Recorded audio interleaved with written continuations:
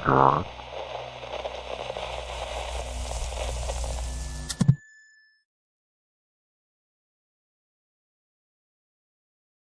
cuties, what's up?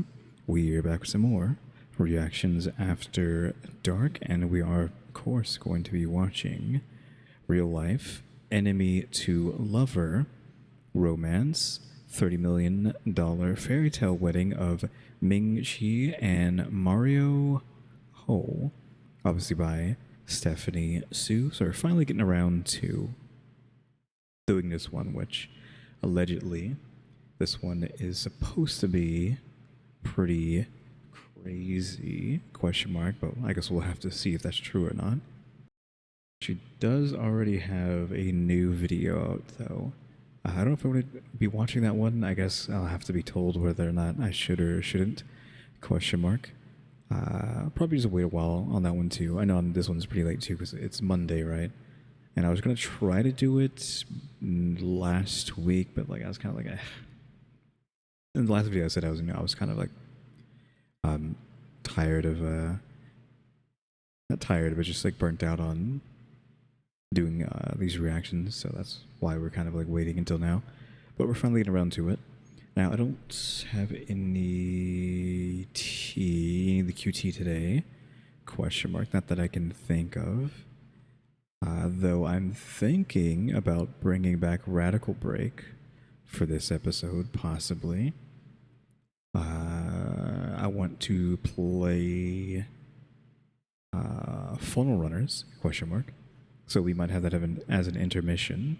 If you don't know what Funnel Runners is, it's just I don't know if it's like, I want to say it's just Twister, the movie, but it's not really. It's just you're on a map, your car breaks down, you have to go through all these other houses around you to get the parts you need to fix your car before you die to the F5. And there's other things that can kill you on the way, like other tornadoes, twisters, etc. Down power lines, falling in the manhole, getting caught on fire, being struck by lightning, all sorts of stuff, right? But the time limit essentially is, if you don't do it within the time limit, the F5 is like slowly coming towards you. If you don't mean F5, it just means like the biggest of tornadoes, hurricanes, whatever, right? It's coming for you, and you have a limited amount of time. If you don't make it, it will get to you and you get sucked in, right?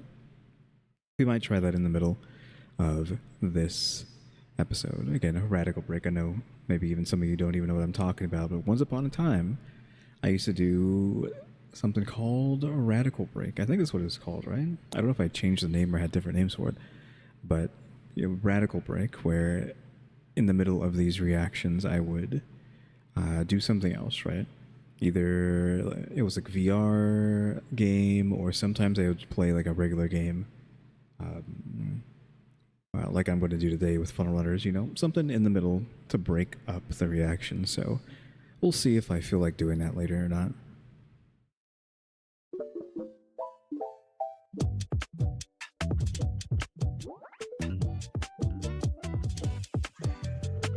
Again, I was told this is crazy, so it better be. Question mark. You know how it goes when you read those romance novels. I don't know why people. I do not know. Tropes. I love a good trope. I think I have never read one before. it's perfectly reasonable that when people check in I've never read a book before. I don't know how to read. to a hotel, the entire hotel, they book 2 rooms, but everything is sold out, and someone working the front desk, someone working reservations, decided that they were only going to book one of the rooms, and so they have to share a hotel room. I think that is something that probably happens to 1 out of 1 people in their daily lives. Like, who hasn't?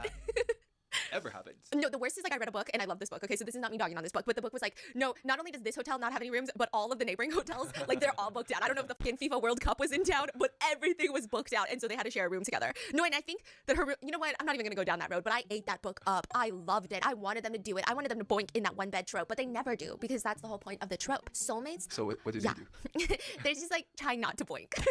The whole time, they're not boinking. They're just trying not to boink. And it's the trying not to boink that is hotter than boinking. So what does that mean, though? What do you mean? What does that mean? They're trying not to boink, honey. So what do they do? Like, they're in bed and their fingers brush each other. Or, like, the AC is broken and it's blasting AC, so they're cold. And she's shivering and she's gonna get sick. She's gonna get sick, honey. And he's just like this huge hunk of mass that's just radiating heat. He's basically a furnace.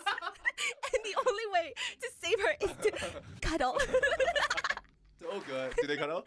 They do, but it's not like they don't. Neither of them. They don't want to. They say they don't want to. Exactly. Yeah, but she's probably doing the butt thing, you know. So, like, just so you know, if I say I don't want to cuddle, but I'm doing the butt thing, I'm trying to cuddle. Yeah. That's one of my favorite tropes. I think soulmates They're are. doing it in the butt? I have obviously nothing to say about any of this romance novel that she's talking about. I got nothing on that. You know the butt thing where you're cuddling, and my butt just happens to perfectly land on your private parts, and it's sticking out at an unnatural curve. I see. Because when have I ever laid down like that? When have I ever stood like that? I'm not built like that, right? But the butt thing, I like that one. I also think soulmates are overrated. I think the idea that there's only one person out for you in this world is just unfeasible, unrealistic. Why choose? No, I don't really like why choose. However, fated mates. They're not soulmates. It's different. Okay, soulmates, you meet them. I feel like we're just apples and oranges? Question mark. I don't know if that's a good analogy. We're that there. I was like trying to think of the analogy. We're splitting hairs? Question mark. Is that how it goes? Right. I feel like it's soulmates, fated mates, literally the same thing. You just try to pretend that it's not, and like, no, my thing is cool, and your thing is lame, kind of the situation. This is the love of my life. I don't like that. I want them to fucking hate each other. I want them to despise each other. I want them to go to hell and back and then decide, you know what, after I Enemies to boinked lovers. you a little bit, you're kind of hot, and I think we're fated mates. Like, fated mates is so good. It's so good. That's not the point of today's video. I mean, I'm just talking about romance books because there is a man in China right now.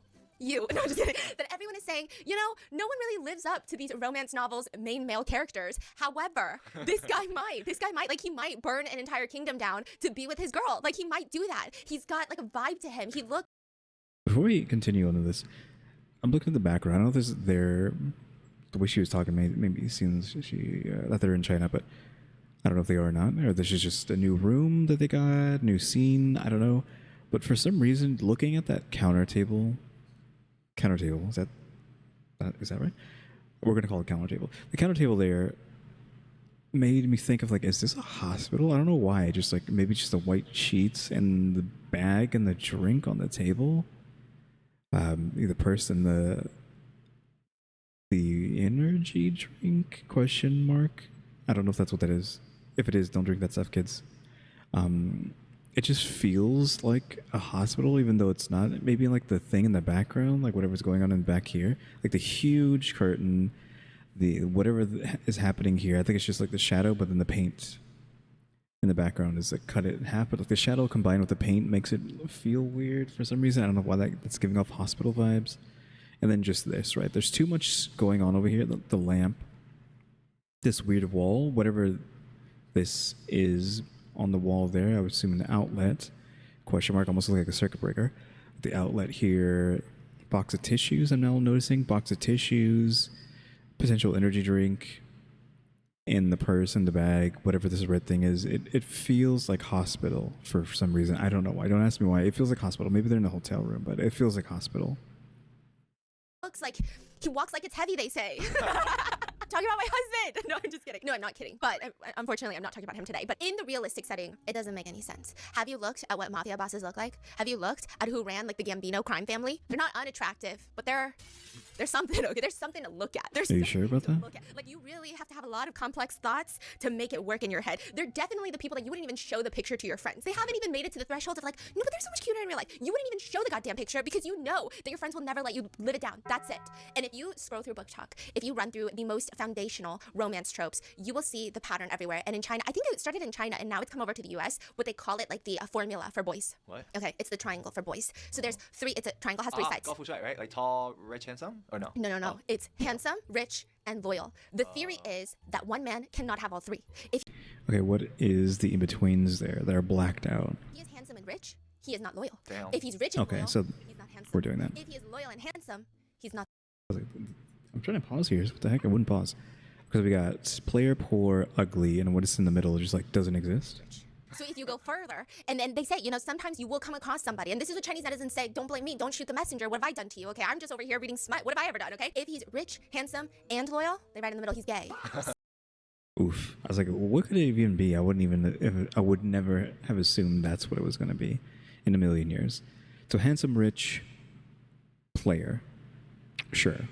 Handsome, loyal, poor, and then rich and loyal, ugly. I mean, obviously, just objectification, right? With this, but who cares? There's something with a handsome and devoted one, and then the handsome rich. So is this if you get money? Question mark. You all of a sudden become a player? Like you lose your loyalty because you have money? Question mark. That's what I'm like reading it, right? Because you're handsome, but if you're poor, you gain loyalty. But if you're handsome and rich, you no longer have that loyalty. You lose the loyalty. Like you're either rich or it just feels weird because poor isn't like on the other side, right? But damn it, that's just what I'm trying to get right. Like, all out of nowhere, just money equals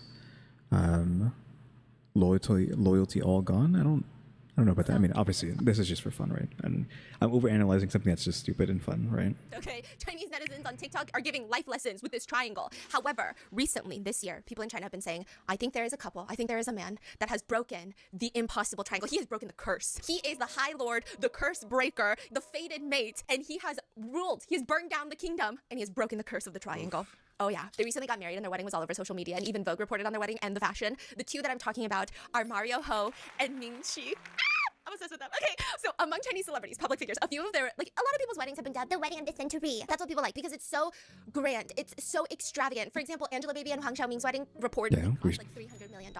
Jay Chou's wedding was We've seen the Angelababy one before. They're divorced, right? Because he was just like too greasy. That's the term they were using back then, right? Greasy. in England reportedly cost around like $150 million.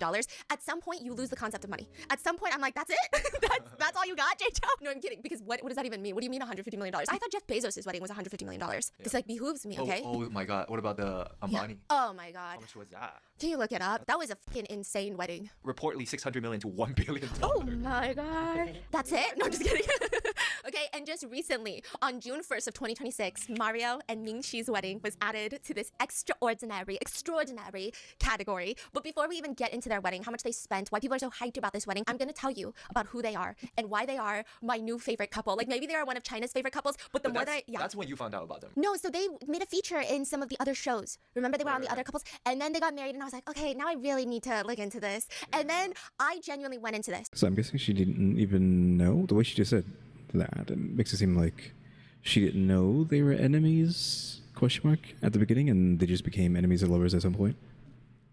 And I'm like, Wait, can you tell people a little bit about the wedding? Okay, they got married in this crazy like palace in France where they have not had a wedding in like I think 150 years or something crazy like that. It is like the most like stunning. And it's like it's not even just stunning in the sense of like you know how when sometimes like these filthy rich, disgustingly dripping with money, like yeah, and then you see their wedding and you're like, ugh.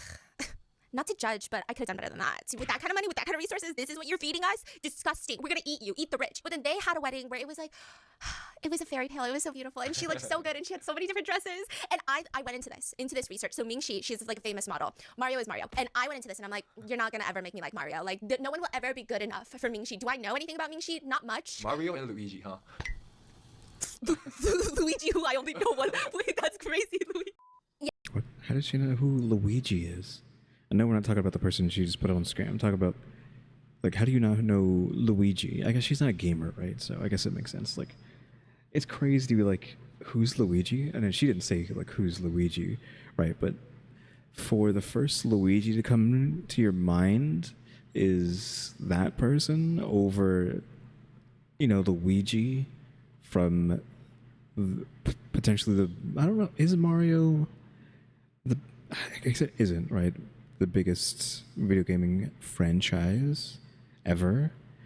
Like Mario might be one of the most well-known gaming characters of all time, but I think he's number 2, and I think it's just unfortunately because of Pokemon, which is still the same company, right? It's still Nintendo, so it doesn't really matter. But I think Pikachu is probably number 1, then followed by Mario, but it would have been Mario if we went back a few years. Or not even a few years, like a decade or two. It would have been Mario, but now I think Pikachu is number 1, and then Mario. But it's still crazy to be like, to not know who Luigi is? Yeah. Mario was never gonna be good enough. Question mark. By the way, Luigi, if you don't know, is Mario's brother. If you somehow don't know. That's just how it is. You know, I don't know the first thing about Ming, but I know she's beautiful. I know she's stunning. I loved when she was walking on the Victoria's Secret fashion show and the fall. Anyway, no one was gonna be good enough. And then I started researching it, and I was like, fine, Mario, you can have her. Fine, just keep doing it, okay? Are Just they keep. fated mate? Is that what you're saying? Or I what wouldn't is- say fated they're- mate is what? Wait, is the next video from her part 2? Because she just said the fall there. She said it real quick and she glossed over it. But the next video is the supermodel who fell in front of the world and the billionaire who fell for her, question mark. So is this a two-parter? Did I just get myself dragged into a two-parter? Like, oof. Oof. Giga oof.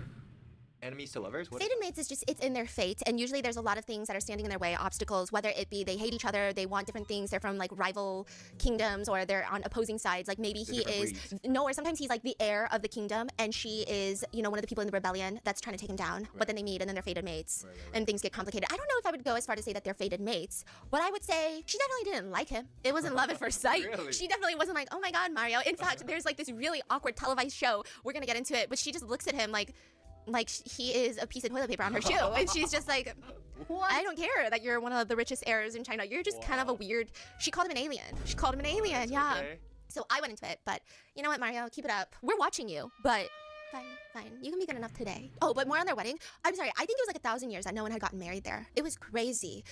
I mean, the amount of flowers they had 200 guests. Most of them were all really close friends and family, and some of their guests were other people that I really like. Okay, they had Eileen Gu there, 3-time Olympic gold medalist. Jackson Wang was there. He was the best man. Josh Lauder, who is the fourth. Jackson Wang is Who?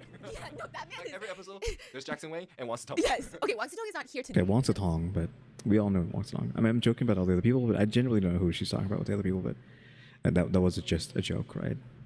Episode, but Jackson Wang is. So I feel like they're both very. She just had to put him inhaling that hot dog on the screen. She just had to use the inhalation of hot dog picture. Just had to bring that one up. Very busy. Like both of them have to be everywhere, and I think they need to like split up their errands. They're like, you go here, I'll go here. Are they friends? The circle is way too small. There's like 5 people in China. In the China first. There's like 1 billion people in China, but okay. And Josh Lauder was there. He is the 4th heir to Estee Lauder. Estee Lauder. He was one of the groomsmen, and many other heirs and heirs from large businesses all around the world were there. The wedding reportedly cost around 30 million, so it's very conservative. And I like that, you know? First of all, I like that. That's it. Like, I like that. Like, show me some. What's she just talking about how she wanted, she was like, oh, those are like baby numbers, right? I mean, she didn't say it like that, but all the other ones like, no, you gotta keep spending more and more and more. Like, that's all you spent? And now she's like, wait, I actually like that you didn't spend that much. I think $30 million, and I go, that's pretty affordable. That's crazy. No, but Wow. I'm saying It in this looked really sense of- good for that's what I'm saying. 30. That's what I'm saying. It looks so much better than 'Cause it- Bezos Samsung's one. Yeah, because I feel like after a certain point, what are you even paying for? Like, how much better is 100 million compared to 1 billion? Like, what is there to do that is going to make it that much better? Like, I feel like there's not a sunk cost, but there is diminishing returns is what I was going to say there. Diminishing returns, right?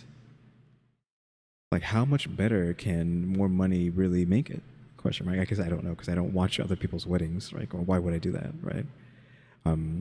But again, I feel like there would be diminishing returns with how much money you can spend on a wedding. Technically, I guess. I don't know.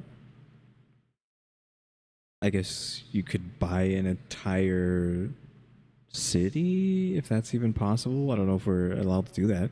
Buy a whole city and have the whole wedding in the whole city. And then, okay, step it up, the whole state. You bought the entire state. Everyone gets kicked out of the state, which I don't think is possible to do. But, I mean, that's the only thing I could think of is like, well, how do you escalate it? You gain a whole state to just have your wedding in for 5 million years. You buy an entire country. Question, you buy the entire planet. You buy the solar system. If Angelababy's was like 300 million. And I did not like that wedding. I love Angelababy. I feel like this one felt a little more Personal. Yeah, more effortless. Yeah, it just felt very them. Look at us, just Critiquing weddings like we didn't know This something. castle is a little better, you know. Yeah, and I mean, I feel like it was a bit more affordable financially, you know, more respectable. Ming wore a total of 7 different looks. She had 2 pre-wedding outfits, one for the welcome party, one for getting ready, one for the main ceremony, one for the wedding dinner, and then another for the after party. The Graf diamond jewelry on Ming was essentially a walking luxury exhibition. She was walking around like the entire store was on top of her. The full set weighed over 100 carats total with an estimated value of $7.2 million worth of diamonds. She had on a pair of 30 carat snowflake diamond earrings, 66 carat diamond encrusted bracelet, and a 7.1 carat engagement ring. Her wedding dress was custom made by Dior and it took around 600 hours to make. For the venue, there were some reports that the venue itself was like $11 million. I do like the only thing I noticed is like this weird curve thing here. I do like that. Question mark. That's all I have to say about this. I like whatever's going on with this weird curve of flowers. And they had to import fresh flowers. Some claim that about 3,000 bundles of imported pink peonies were used, and each singular like pink peony, they were saying it was around $14 to get it there. Like transport, keeping them fresh, and then setting it up. Food, drinks. Mingxi and Mario also chose 2 of their favorite wines from the region to serve all their guests at the reception. And a bottle of that can go anywhere from $3,000 to $17,000, depending on the year. So it starts at $3,000. And they also had champagne. They also had the welcome dinner, which was seafood towers, summer truffles. I mean, it was decadent, but not trashy. It was just so good. It was so Seafood? I guess it would have to be really good, right? 'Cause I'm just thinking, like, is anyone going to get sick from eating this stuff? Question mark. But I'm guessing if they're spending millions, it's not going to be... the possibility of people getting sick from this is going to be 0, right? But I feel like the odds are never 0%. so good. For the guests, Mario covered their round-trip airfare for approximately like 200 people, accommodation at a century-old French estate hotel, wedding favors. I think the wedding favors alone was just $1 million.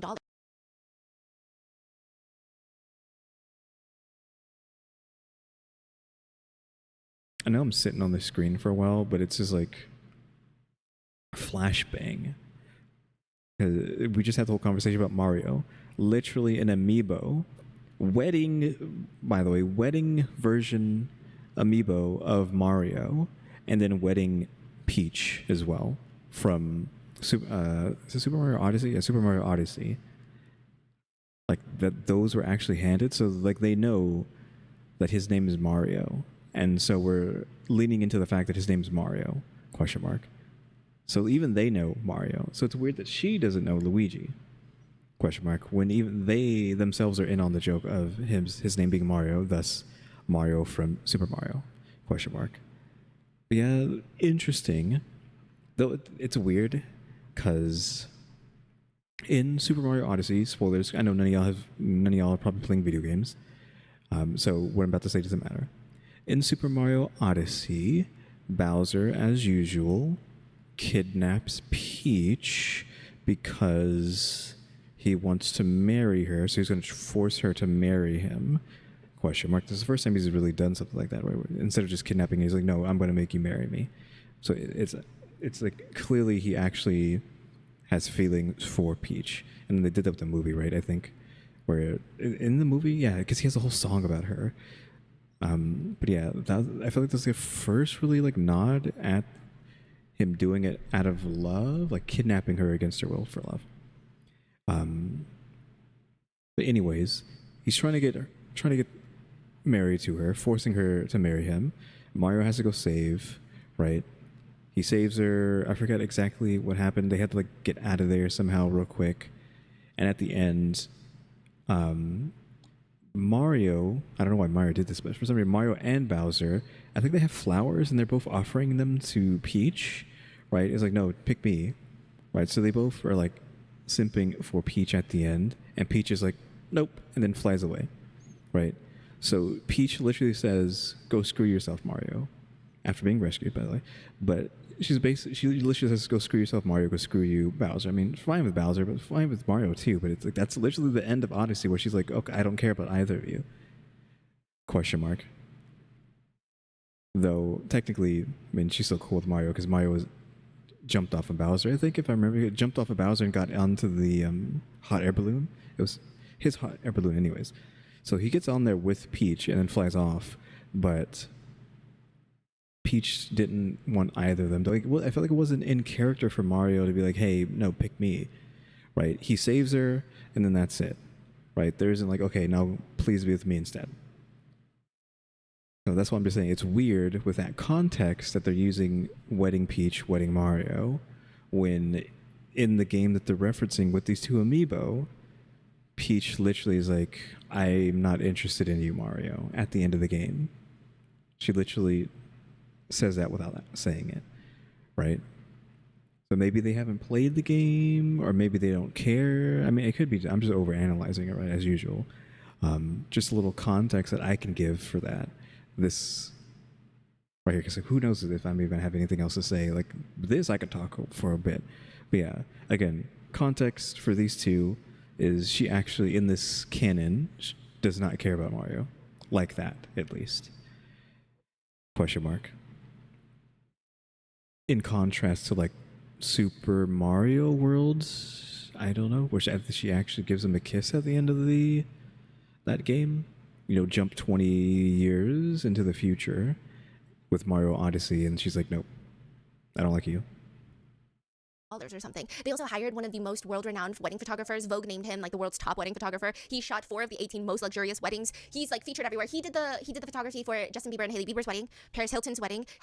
I'm just in awe. Like, I'm obsessed with them, okay? So this time, their wedding and relationship were trending for something very fancy and luxurious. So on a global scale, everyone looked at these pictures in Vogue and they were like, this is fucking Fairytale, okay? They are creatures. They're not even humans. They're like goddesses, okay? Like, what's even happening right now? They're basically the equivalent of Fae, and we're just mere mortals staring up at them. However, Chinese netizens said, y'all don't know ball. Y'all don't know ball. Here's why we like Ming and here's why we like her with Mario. It's not because they're so fancy, they're so schmancy. It's because they're fucking cornball goofballs. They're so goofy. They're goofy. So their entire proposal, like you would imagine, if this is the wedding, the proposal is going to be that, but maybe like slash it in half. Maybe it's I just want to talk about something real quick. Hold on. Oof, like pausing real quick actually caused OBS to crash. It's always annoying when that happens, but I mean, can't be able to, right? See, it crashed, but it's still fine, right? You can still hear the video and everything. But yeah, the word cornball, I had seen in the thumbnail within like the last year, like a literal corn ball as like a joke on the word cornball. I thought that was so ridiculous. And here's the image. Literal corn ball, right? A ball of corn. Is that not just the most ridiculous thing you've ever seen? Question mark. That's all I wanted to say about that. proposal. Like you would imagine, if this is the wedding, the proposal is going to be that, but maybe like slash it in half. Maybe instead of peonies, it's roses, right? Be a little more economical. No, they had a Super Mario themed proposal. Everyone in China thought it was tacky, but they loved it. They're like, what kind of billionaire is proposing to a supermodel with Super Mario themed? It's Well, yeah, I mean, we just spent like, 5 minutes talking about Super Mario, so. Super Mario theme. So he dressed up as Mario. Basically, okay? Oh, and she's the princess. Yeah, she's Princess Peach. Oh my god, that's actually cute. But she hated the nickname in the beginning. Like the whole thing. Oh. So then she became a star. Anyway, I'm gonna get there. I'm gonna get to all the nicknames, okay? And then they would Again, them using Odyssey, the Odyssey canon, is weird because maybe it's not. But then, I mean, I hate. By the way, I hate this. But I was gonna say, like, he should have dressed as Bowser, even though it wouldn't make sense, right? Because that's actually enemies to lovers, right? But I hate the idea that, because this has been flying around for a while, and I hate this idea. I hate it so much. You don't understand how much I hate it and how much I don't want to talk about it right now. But it makes sense to talk about with Mario, Bowser, and Peach, and just that. Bowser and Peach are secretly putting Mario in the chair, ? Because Bowser keeps kidnapping Peach in all the games, but he's kidnapping her, but she's actually in on it so they can go have fun time, while Mario has to spend like 10 hours beating up people, killing people. I mean, I'm joking, right? Killing people, like, fighting his way back to Bowser, beating up Bowser and taking Peach back to her kingdom, ? Right, but it's actually because Bowser and Peach are in on it and they're having fun time with each other. In the meantime, while Mario has to like slave away, beating everyone up on the way to go get her back, right? Again, I hate this. Right? I hate that thought, right? I mean, it's not canon or anything, but people like to believe that because it's funny or whatever, right? But I hate that people like say that all the time, right? Peach wants to be kidnapped? Question mark. But again, that would make more sense because like, it would be enemies to lovers if he was Bowser instead, right? If for some reason that thought is accurate, then it literally is no enemies to lovers. It would make more sense than Mario and Peach? Question mark. But again, in Odyssey, she literally she's not interested in either of them. Of course, she's not interested in Bowser because he's the villain and he kidnapped her to force her to marry him? Question mark. But then she's also not interested in Mario either. Go on national TV on these reality shows, and they just had a string of absolutely redonkulous moments. And it's like, when you read a romance book and it's like dark light, so he's like morally gray, but then he's kind of goofy, and then you're like, okay, fine. That's what's happening. What's dark light? It's dark romance, but light version. So there's like dark romance. I didn't expect the model to be moving around that much because I was like, so cheesy. But I mean, live your life. Where it's like, Right. if this was not in a book, Right, this would be a crime. Right. You should be in jail. Yeah. You should be thrown in prison. Dark light is like, spank me daddy. Yeah, no, right? So like Not but then, that serious. yeah, not that serious. Not saying that this is what they're doing, obviously, but I'm saying like, even in these dark light romance books where they're all like brooding and billionaires and cool, they have these goofy moments in private, and then you just start kicking your feet while you're reading the book because you're like, oh my god, look at this mafia boss wearing a pink tiara because someone thought it was cute on him, and it's just like, it's cute. That's what's happening, okay? Just because I keep bringing it up, I'm going to show everyone here the end of Odyssey? Question mark. Right? Just so you get context for what I'm saying. I should have done that earlier. It might be a little bit too late. I'm going to do it. Right? This might be the worst reaction you've ever seen. I don't care. We're going on YouTube. We're finding someone who has the like no commentary ending of Mario Odyssey, so you can see what I'm talking about.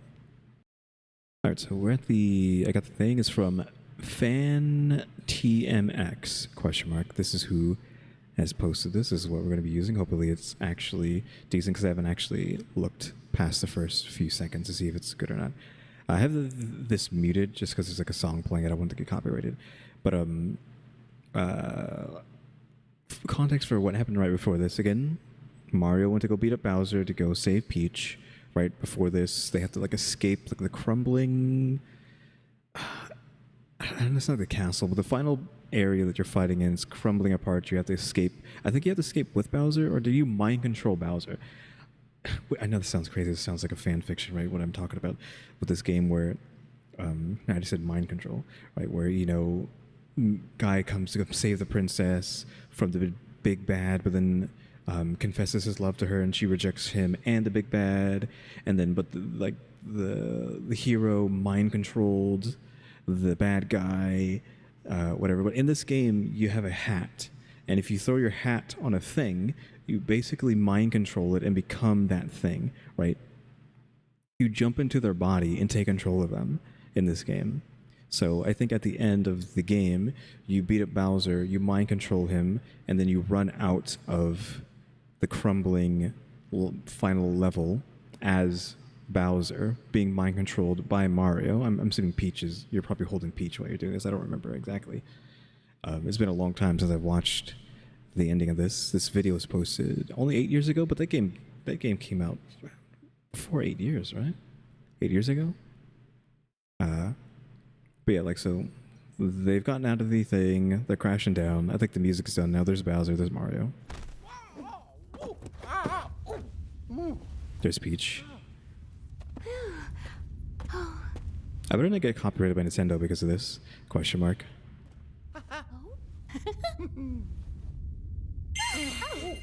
Yeah, and then the hats. And his hat's like a ghost hat and is able to allow him to mind control. Okay, I don't like the audio. I don't want to hear that music. Question mark. Yeah. Come on, get to the point. I don't know why it's taking it so long to get to the point. Okay. So, yeah, Bowser comes in. He's like, here, some flowers. I love you. Then Mario's like, no. So, essentially, right? No, they're both trying to give her flowers. They're kind of pressuring her, which, again, out of character for Mario.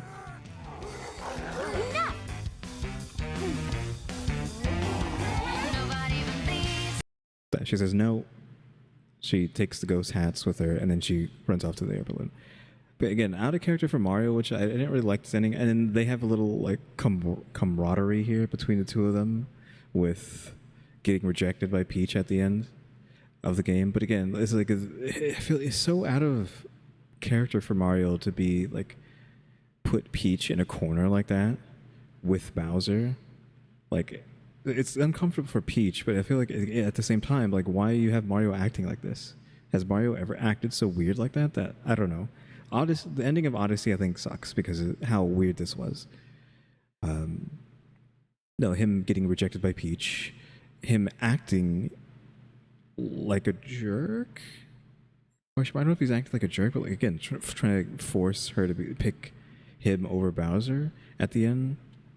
And this is funny though, them having some sort of solidarity.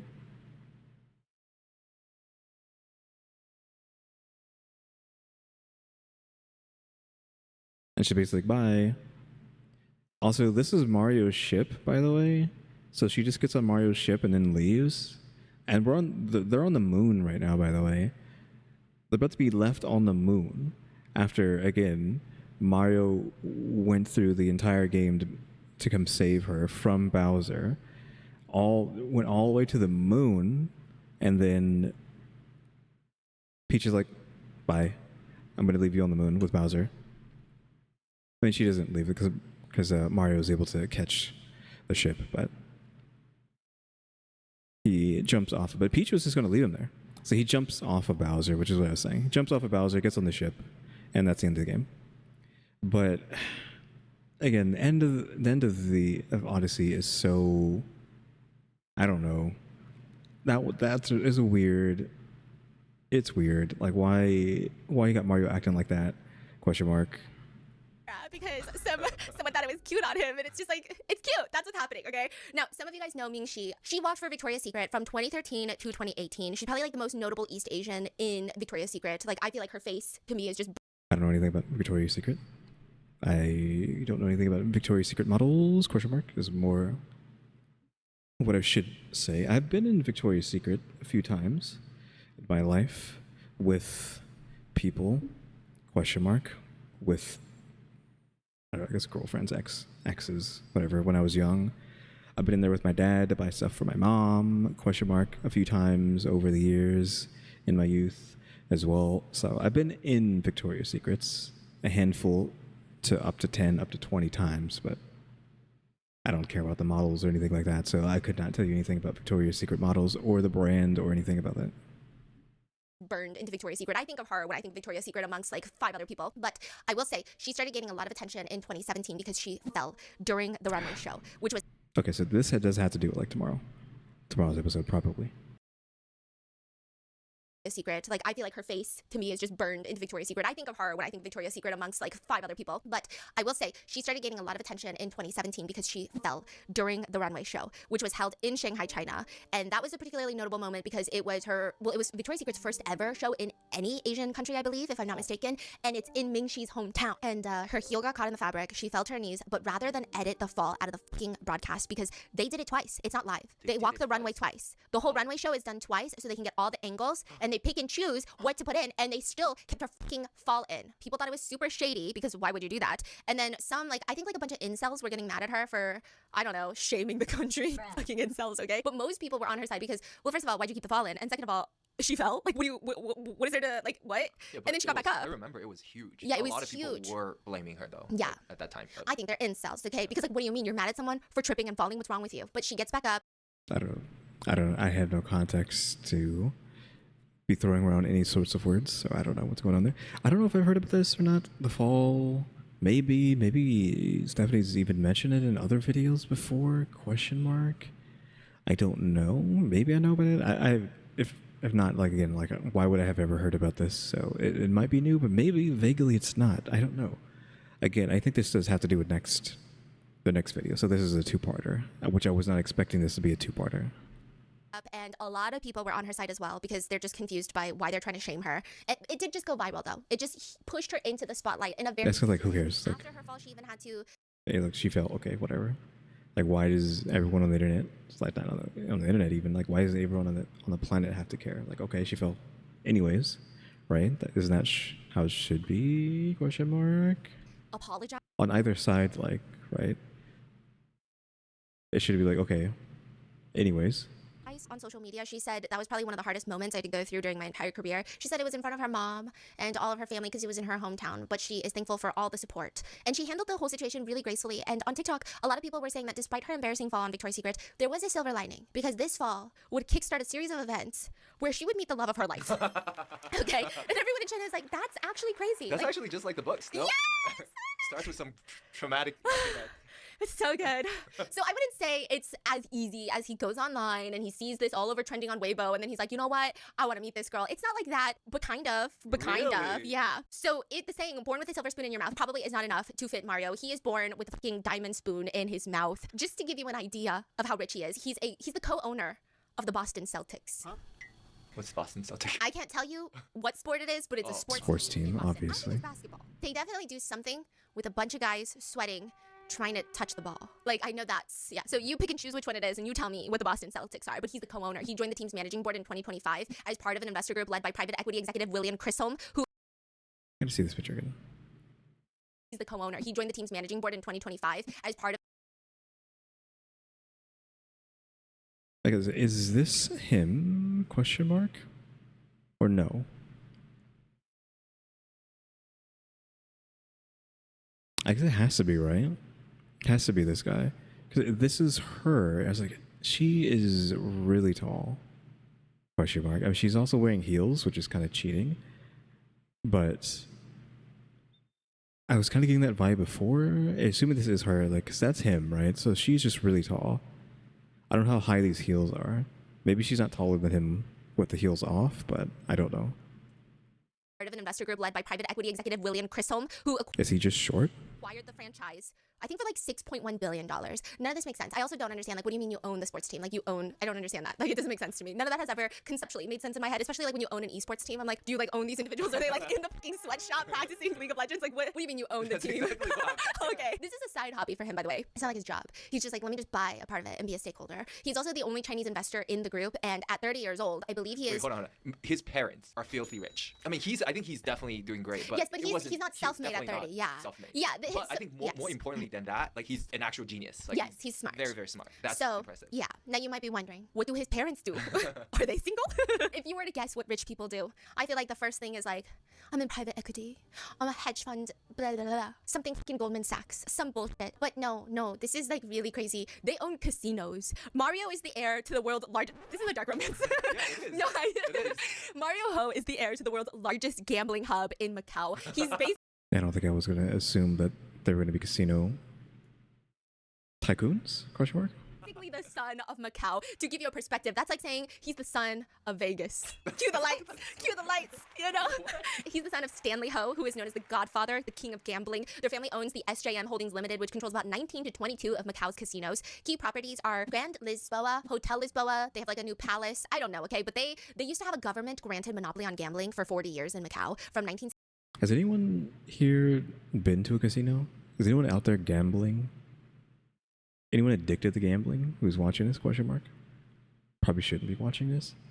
I have, as far as I know, never been to a casino. I have never gambled like that in real life, ever. I say like question mark just because you like, who knows what your parents did with you when you were a child, right? Maybe they went to a casino with you. So that's what I mean by I don't. Like, I'm pretty sure I've never been to one. That's what I mean by pretty sure. As in, like, how could you not know, right? Maybe I was a child and inside a casino and did not know. Right? It wasn't like anything like that. I don't know. It's not a Rugrats scenario. That was in the movie, Rugrats the movie, where they are in a casino, or is that just an episode of Rugrats where for some reason they're in a casino? Or am I just crazy and that never happened? I swear there's an episode, if not just the Rugrats movie, where the Rugrats are in a casino. Question mark. And isn't what are they called? I want to say the Ringling Brothers, but it's not them. It's where the two guys with the tigers, and like didn't one of them get hurt by the tiger?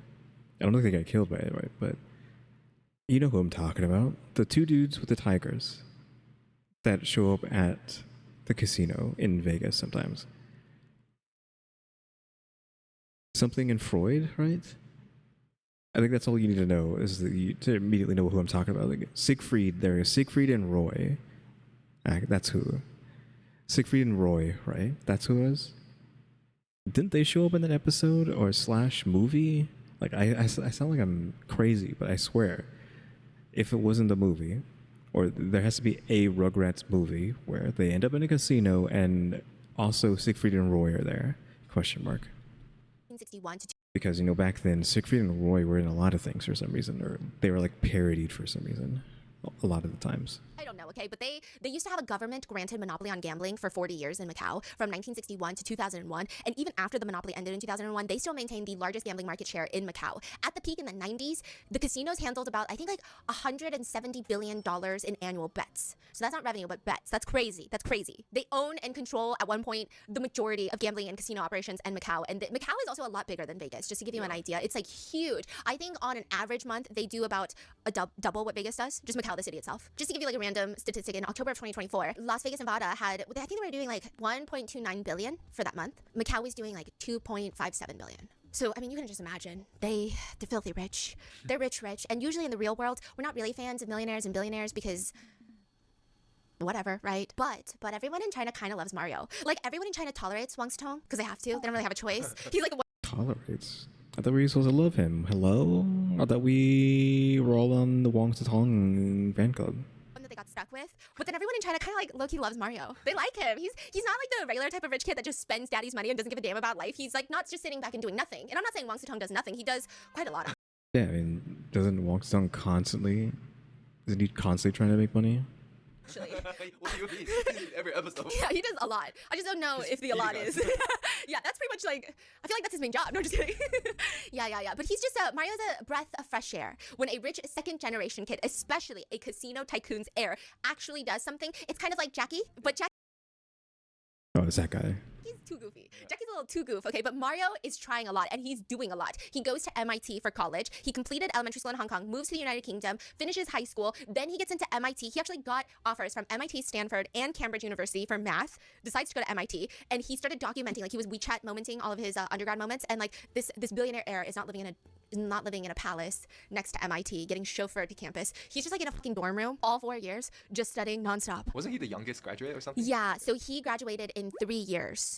Yeah, so it's like a record, right? The youngest. Yeah, it was. He's not just trying to like live off his parents' money and do nothing. He has a lot of ambition, drive. He lived a very humble life while he was attending MIT. He would post all of his moments on social media. He would sleep on the floor of his dorm, and people were like, "This is like kind of interesting to see," because normally like these second generation rich kids, they get into these schools not because they're that smart, but because their family has a lot of money. And then when they get there, they're just like fucking hanging out, you know. And then you're like, I don't know what you're doing there, but he looked like he was putting in the work. He actually was the youngest person in MIT's history to be admitted to the finance program. Right, that's what I. Yeah. I don't know, like was 16 or something. No, 21. Yeah, so it was huge, and he started his own little, like he had these little business ventures he would do, and the offices were always these dingy closets that he and like 4 of his co-founders would be cramped into. Like he's just cosplaying at this point, and he's doing it well. Like his heart is in it. He's not just doing it for show. It looks like he's living the script. He's living by it. It's kind of cool. You assume? Question mark. When he turns 22, his mom is like, I'm gonna give you a gift, a 22-year-old birthday present. Oh, MG. And I'm like, oh my god, what could it be, right? I'm gonna give you maybe half of Macau. She said, you want to own this city? Which part do you want? You want the south end? She said, I'm gonna give you my shipping management company that's valued at $738 million. And he said, nah.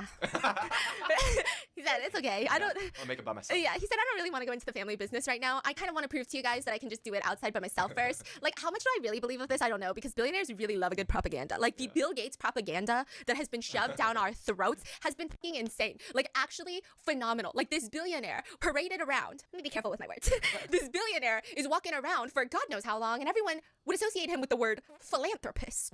And then we realized he's just a philanderer that's cheating on his wife. And going places he shouldn't be fucking going. That's all I'll say about that. Okay. I'm guessing she's talking about the island? Question mark.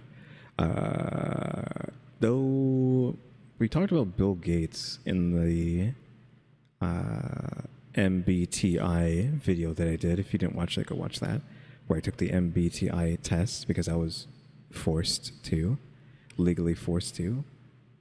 government mandated MBTI test. Question mark. I mean, I was just asked to, right? Bill Gates showed up at the end. I was like, what? What is he? Why did he have to show up, right? Because I don't want anything to do with Bill Gates, right? Because of the bugs. Question mark. I don't know if I'm informed correctly on this, right? If it's his fault. But you know, the ticks that have the disease that if they bite you, you are forever unable to eat meat. You become allergic to meat. Question mark, right? We're going to go into conspiracy theory right now for a second. Right, because he like bred all these ticks and then put them into the wild. I'm assuming the idea is they're doing this with mosquitoes now, which maybe the mosquitoes actually will be fine. Like that one we actually want to happen. But I'm assuming they did this with the ticks because they would have made the ticks like infertile or something, and or did like disease infertile, and so that when they get released into the wild, they make other ticks infertile, and it like slowly kills them off to a manageable number, right? I'm assuming that's what they're doing because they're trying to do that with the mosquitoes right now, where they're releasing mutated mosquitoes into the wild so that the numbers somehow dwindle down because they're unable to breed.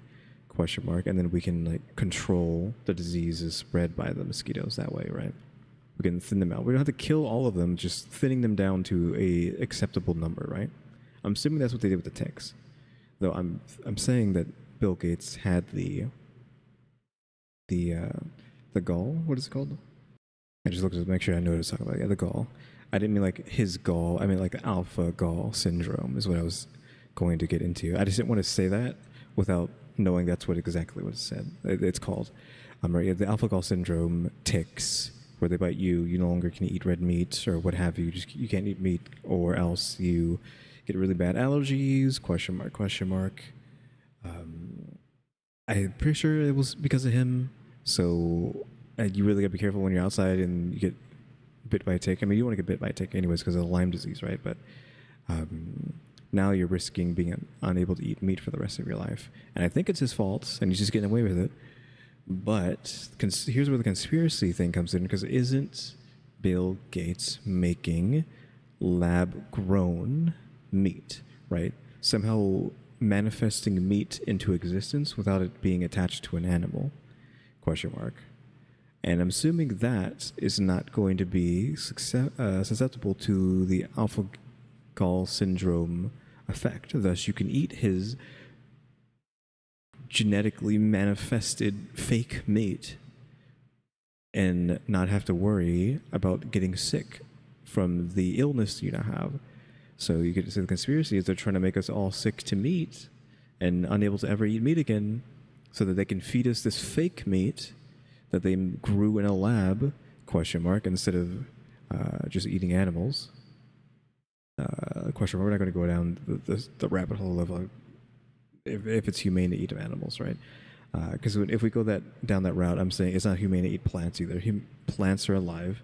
I don't know when we lost the idea that plants aren't alive. Like it's PETA, right? Because they're complaining about animals all the time. But plants are alive to an extent, right? And they potentially can feel pain. Like we don't exactly know, and I don't think, but I think maybe we actually do know that they can feel pain. So it's like we are forcibly growing them and then killing them, and then they can potentially feel pain. So even if it's to a lesser degree, we still have to like raise them, kill them, cause them to suffer, right? So it's still tangentially similar to having to eat animals. The only way you get around the humane thing is you just die. Like don't eat anything and just die from starvation, right? That's how you get around that. If you're eating something, most likely something had to die to get it. Except maybe, like some sort of nut, like peanuts, whatever, seeds. Though again, you could just like consider that to be like an egg from like a chicken, right? It's the same thing. It's just the potential offspring of a plant that you're eating. So same thing to some extent. Anyways, we're off track with that. I didn't have to go there. Again, that's a conspiracy. They release these ticks in the wild, hope that we all get bitten so that they can sell us the fake meat. And who knows what the fake meat's going to do to us, right? We've already been infected with you can't eat meat sickness, and now you're going to eat fake meat, and who knows what that's going to do. Maybe he's going to mind control you. I don't know. Weird conspiracy, but again, that's why assuming that's correct, that's why I don't like Bill Gates, if that is true. So I'm just saying, billionaires do have propaganda machines. They have marketing machines that are they're really good. So I don't know how much of this is true, but he told him, Mommy, no, I need to make it on my own. I need to prove to myself that I can do it. I don't need your money. But She did just preface this with, the money to just make stuff up. So he possibly isn't just some sort of cool, wholesome, I'm really smart guy, but maybe he is, right? I do want you to help me buy the Boston Celtics. However, don't stop. Don't give me any of that. Okay, I don't know. But after graduating, he moves to Shanghai. He rents this tiny little office. He starts Ninjas in Pajamas. Huh? Listen. What is that? He sells pajamas? They Ninjas in Pajamas. They actually they did list in the NASDAQ.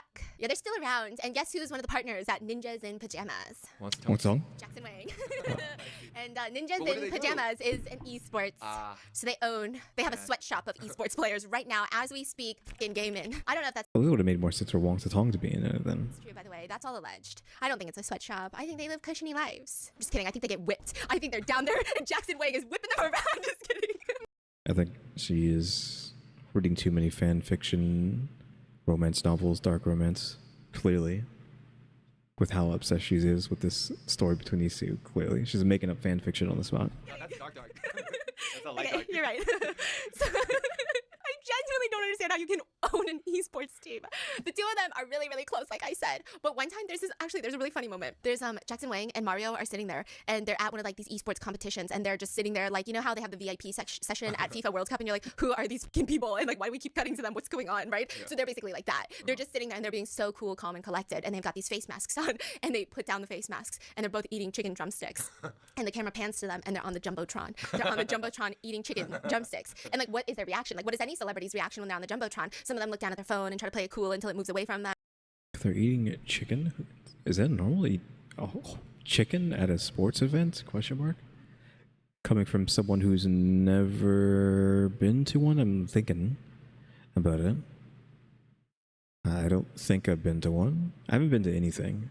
I don't exist. This is all fake. But yeah, I don't think I've been to anything. So that's why I was like, chicken at a game? Like a burger, some fries, a hot dog specifically, a hot dog, right? But chicken, just a whole drumstick? Some of them, I guess, give a little wave, right? They stare at each other, and they slowly pull up their face masks. Okay. Two of them also speak English, Cantonese, and Mandarin when conversing, so it makes a lot of sense why they're good friends. Even in reality shows, when Mario has to call someone for like a task, he'll choose to call Jackson Wang.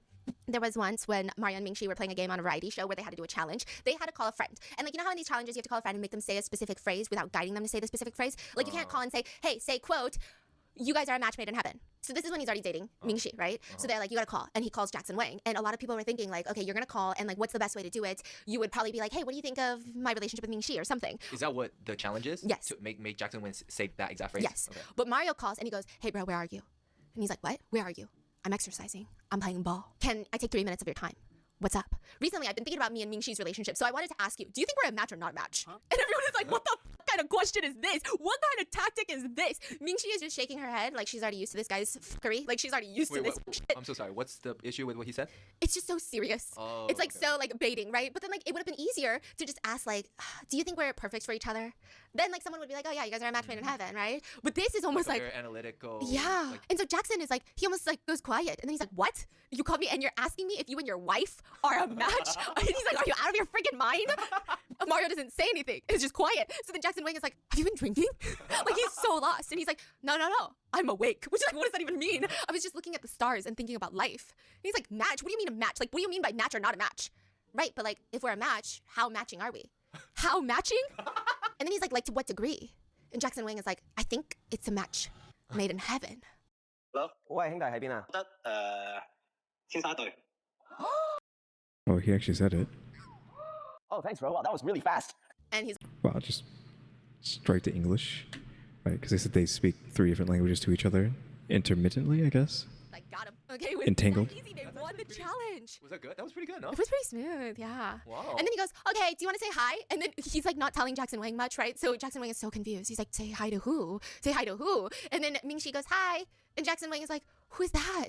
Because he's like, why would you be asking me that in front of your wife? So he's really lost right now. Like, who calls and asks, do you think my wife and I are a match? And the wife is sitting in the room. Like, what's happening? And he's like, oh my God, I'm literally losing my mind. Okay, that was the day Jackson Wang, I think, maybe contemplated their friendship for the first time. Probably. I would hope so, right? But it is cute. And a lot of people are impressed because Mario is very smart. So it would only be natural for him to join the very famous show in China called The Brain, where Water Bro dominated. Okay, we gotta do one. We Yeah, I've never heard of the show before. gotta do an episode on I mean, that's just my answer to everything. I haven't heard of it. Haven't heard of it. Haven't heard of it. That's just gonna be for everything, right? Water Bro is We all know this by this point. put some pressure. Come on, chat. Do you guys want Water Bro? So Water Bro came from this show called The Brain, and he's literally a genius. Like he can look at 100 Oh wait, no, we have heard of this now that we're talking about the water stuff, right? This has showed up in a different video. Never mind. I do know what we're talking about. Though it's only showed up once in one other Stephanie video. Only once. peach tree dish. No, it's a peach tree at this point, okay? There's no going back. You know those like peach tree dishes? When I say genius, I'm talking about they looking at 100 peach tree dish of water. Peach tree dishes Yeah. of water and be able to tell them apart. Yeah. He's a genius. Anyways, Mario was on that show too. Yeah, Mario was on The Brain, okay?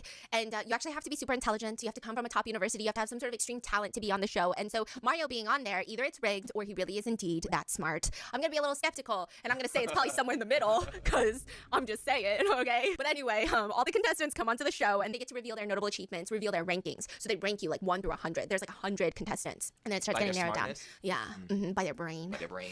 Oh, yeah. Where do you think I'd rank? You? You actually Oof. The way he said you? Oof. look at me like that. You? I actually have never watched the show. What the? I've seen clips about Water Bro, but It's actually interesting. I'm really good at I can't believe I just with my full chest said I'm good. I think I'm good at pattern recognition in my day-to-day life. I'm very quick to pick up on patterns in my day-to-day life. However, when you give me patterns of numbers or any sort of like objective pattern recognition, I am probably the worst person. but like IQ tests are basically pattern. I know. finding and stuff. I know. And Water Bro famously said, like, what do you think about your IQ test and blah blah. He was like, what do you mean? IQ test is BS because it's something that the more tests you take, the smarter you can appear because it's the same type of testing. The more you take. Yeah, that's what I think too. I've never taken an IQ test, but I just assume, like, you literally become smarter. You know, like your IQ in this contained situation goes up every time you take an IQ test because you become more, or not, should not say more, you become less ignorant of what it's trying to ask you.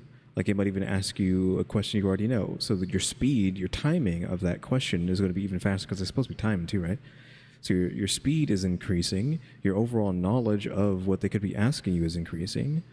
So again, like every time you take an IQ test, theoretically, your IQ is just skyrocketing every time, right? Assuming that your memory can hold on to the knowledge, right? So you could argue, okay, well, then IQ tests aren't really a thing. But yeah, that's actually something I've thought about before, probably like, I don't know, 10, 20 years ago or something like that. Like that's not a new concept to me. It's something I have contemplated before. It's like, okay, well, like, wouldn't my IQ just get higher and higher if I keep taking the same test because I'm doing it faster and faster? Or at least gaining some knowledge to make me get all the answers right? You know, like eventually you will hit a point where you're doing it at Mach speed and getting 100%, whatever that entails. Again, haven't done one before. Take it, the more familiar you are, by default, your quote-unquote IQ is higher. So it's not an accurate yeah, measurement. it's I not. see. He's like, that's not really. I see. anything. The pattern recognition, it's basically all pattern recognition. I took one look at it and I was like, I gotta get out of here. I So, can't like, even, IQ. yeah, I cannot even understand the concept of what they're doing. It just didn't make any sense to me. Anyway, he goes on there. He's ranked number 7 out of 100, which is considered really good, but he looks a little bit upset by it. Yeah, and so they start doing all these different little puzzles and pattern bullshit, fuck shit. I don't know. These aren't the types of books I read. How am I supposed to know what they're doing? Read a book. I do. Yeah, we're skipping over the most Interesting part. It's like when you like read a fantasy book and the first like part is like the maps. I can skip over it, right? What? And then I spend the rest of the book going, God, if there was only something that could help me understand the layout of this kingdom so I know where everybody is going, that would be super helpful. do I ever go back to the map? No. So that's what we're doing here, okay? They're doing some pattern recognition. They're doing lots of little challenges. You gotta complete some puzzles. Easy peasy. Could do it in my sleep. You gotta have really good observational skills. And then they do these like really difficult things where they're given a bunch of different shapes and then they have to fit and create this pattern that they see on screen. It's like, you know, there's like children's puzzles, but like on fucking methamphetamines. It's just so difficult. And then like you have to stack them on top of each other, and then the minute you stack them or they overlap, they disappear, and then you have to remember where they were. I don't know. I can't even describe to you what's going on. They give you questions of like, which pattern is patterning the most? And you have to give them points on the patterns, and I'm like, is this just like an opinion piece? Like, what's going on? I don't even understand. I genuinely have no clue. I don't know what to tell you about this type of math, patterns, pattern recognition is beyond me. Shapes, beyond me. Shapes, fuck me up. Shapes. I think it's because I don't know how to do dimensions. I'm like notorious in the family. You open a package that I got and I'm always shocked at the size because I either thought it was 5 times larger or 10 times smaller. I don't understand dimensions. Anyway, he completes all these challenges and everyone is like, wow, he's beating the impossible triangle stereotype. He's so cool. You know, he's looking so smart. People were excited to see how far he's gonna go. And finally, there was gonna be a one-on-one matchup between him and another genius, another smarty pants, right? I think it's this other guy though. This other guy's trying to be quirky, right? He has like a cowboy hat on. What is this? These drinks on the left and I guess on the right. They're like sponsors. Like what is that?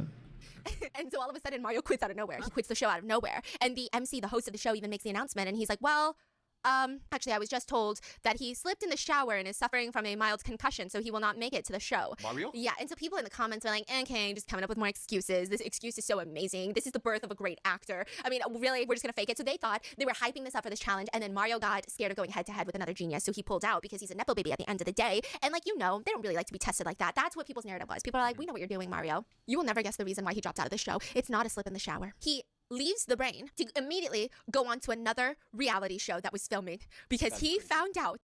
Okay.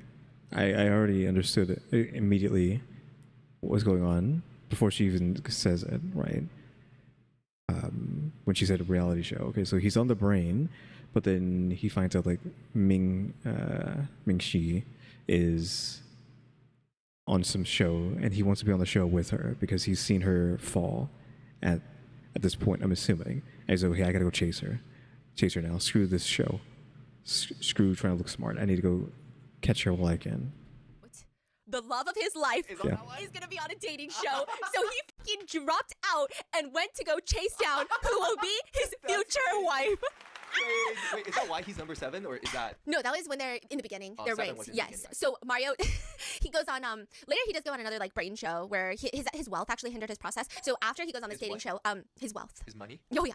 Okay. Let me give you an idea. So after he goes on the dating show, people are like, oh, that's why you left the brain, because you were chasing after Ming Shi. But like, you know what? Understandable. We would do the same thing. Who wouldn't do that? But then he's like, you know what? I'm going to show people I'm smart again. So he goes on another Smarty Pants show. And then he gets eliminated because, so they had like this little trivia night. So a lot of people were saying, you know how, my poverty limits my imagination. Yes. So that's like a thing in China where if someone is like, oh, here, I went to the store and I bought these really cool designer shoes. And here's what I did to hack the system and put a charm on it. And people will write like, my poverty limits my imagination. I didn't even know you could do such a thing, right? Because I can't even imagine, right? So he goes on there and his wealth limited his imagination because they start doing a trivia night, Q&A, and these people have to answer questions as fast as possible. And for all the hard questions, he had no difficulty. They're asking like, what is the name of the space gravitational wave detection program initiated by Sun Yat-sen University? And he's like, the Tianchen Project. I'm like, what the fuck is that? Okay, I don't know any of this. He knows everything. What is the name of the world's first crewed spacecraft developed by a private company, SpaceX Dragon? Like, he's fucking naming all this space shit, the Queen's Guard, everything. He knows ancient Chinese history, everything. But then they hit him with what is the name of the ticket type that airlines offer where you can get a low discount by booking 2 to 4 weeks in advance?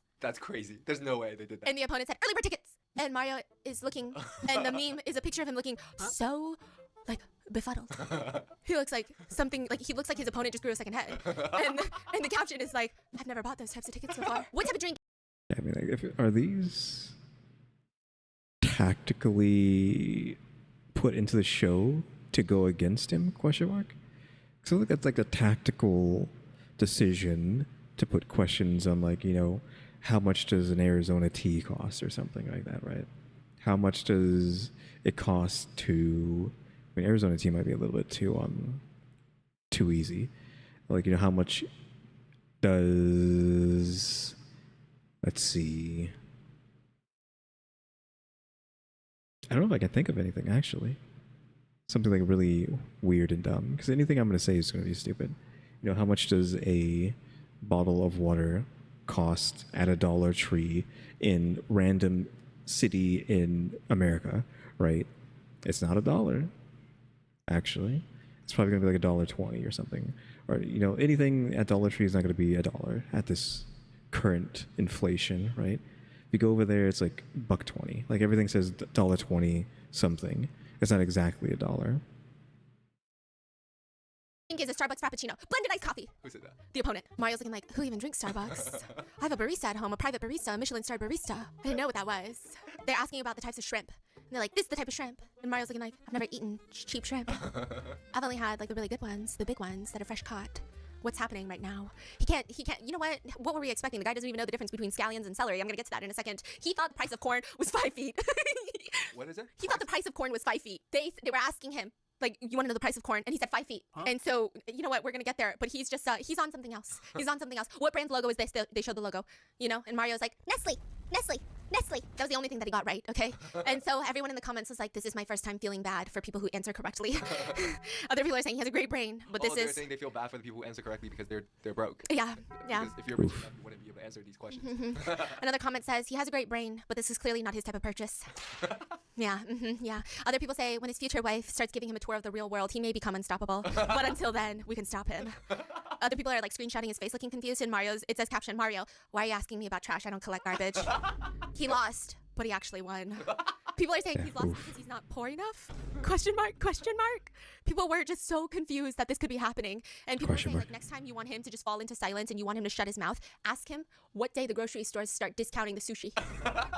He'll be quiet. He'll be fucking quiet. You're not going to hear a single zip from this guy. Nothing. I want to see how far we are. We're like 44 minutes in. We've been doing this for like an hour. Like I'm thinking about doing the radical break. The issue is, you know, this, right? This happened. And I don't know how that's going to turn out if I try to do a break in the middle of this. Question mark. I am probably going to try, though. So he goes on this dating show. Now, I need to But we probably should stop here, right? Because... quiet. You're not going to hear a single zip from this guy. Nothing. Because I feel like that's a good point to have a break, question mark, just because she's about to talk about the reality show, him chasing her to the reality show now. So yeah, I'm going to attempt the radical break now, where we're going to go play Funnel Runners. Again, this is a game about running away from a tornado. I guess you could call it a horror game, right? Horror game where you are trying to fix your car under the threat of tornadoes. Question mark. But yeah, I will be right back with that.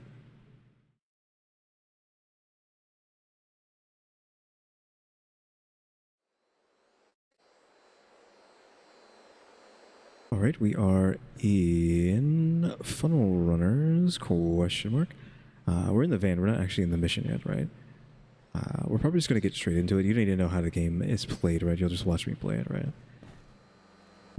Everyone's probably just gonna skip this part anyways. Like, time of day can be random. We're gonna be on normal random time of day, and I'm going in alone, obviously. Question mark. So, once we start, we're gonna have to figure out what is wrong with our car. Figure out how loud this game is. I probably should have turned the volume down. Hopefully you can hear me. So we got to get in our seats, see what's wrong. Oh Christ, it's nighttime.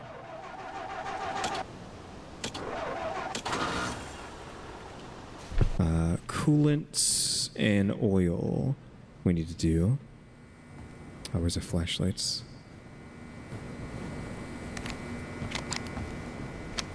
We just got to get out there real quick.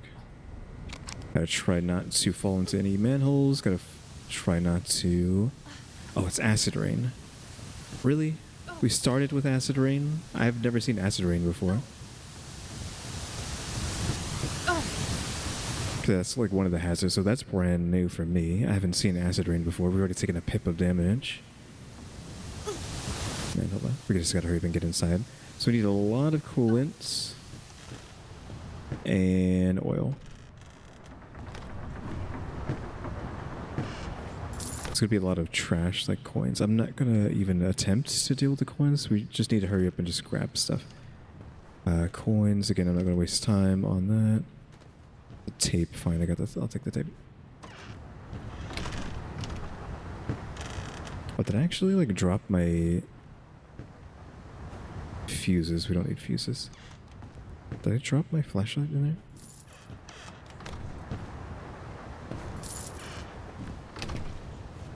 I somehow lost my flashlight at some point. How did I drop it at the very beginning? What the heck? That's weird. So this is essentially the game, right? It's raining and pouring outside. There's tornadoes coming, and we're trying to get everything. Okay, we have a med kit now, so we can use that. Yeah, we're just going into these buildings trying to find what we need. So we're looking for coolant, which we probably should be looking in garages, but kind of trying to see if there's a garage in the house, if it's connected to the house, or if you have to go outside. It is boarded up there, so we might have to. Still acid rain? It's still acid raining.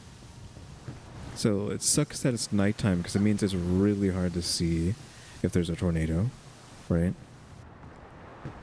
Toolbox, we don't need that.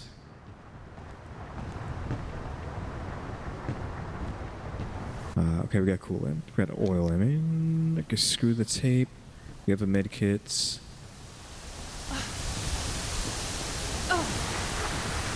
Because like looking up isn't going to do us any good, right? Because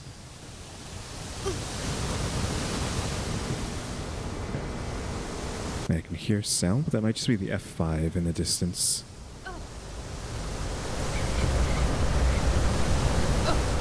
I genuinely can't tell, and that sound is just freaks me out.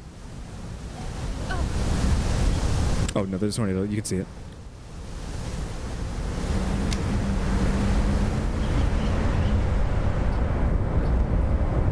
You can see it right there. You can vaguely see it. Maybe not on YouTube.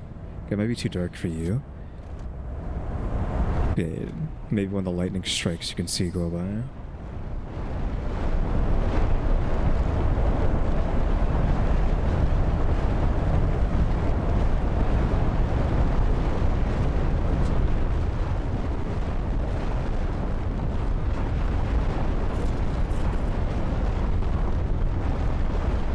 It is over there. We should be able to just get out there. And the acid rain isn't doing me any favors. Like you can see it right there, maybe. Distance. Acid rain doesn't do me any favors, but can't be helped. This is oil.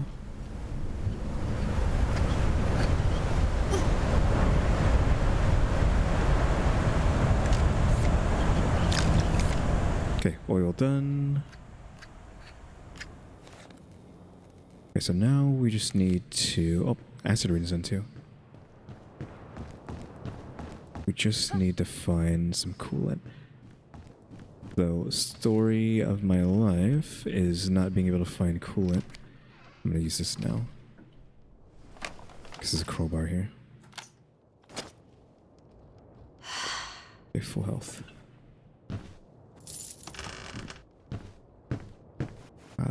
Videotape, we don't need that.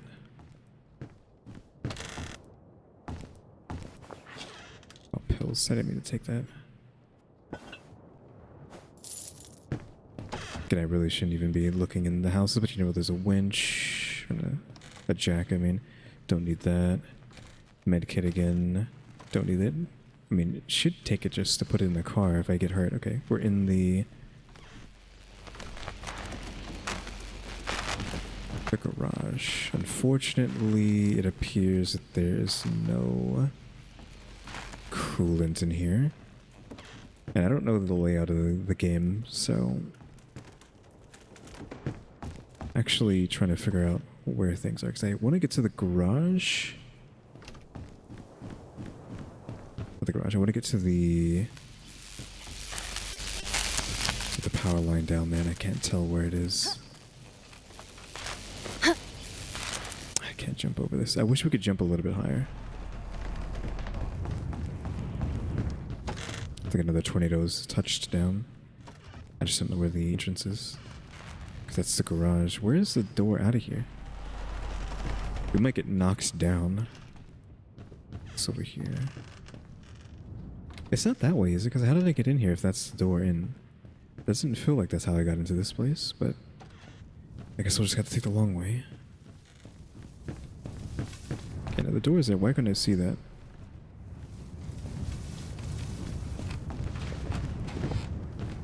Okay, the car's there.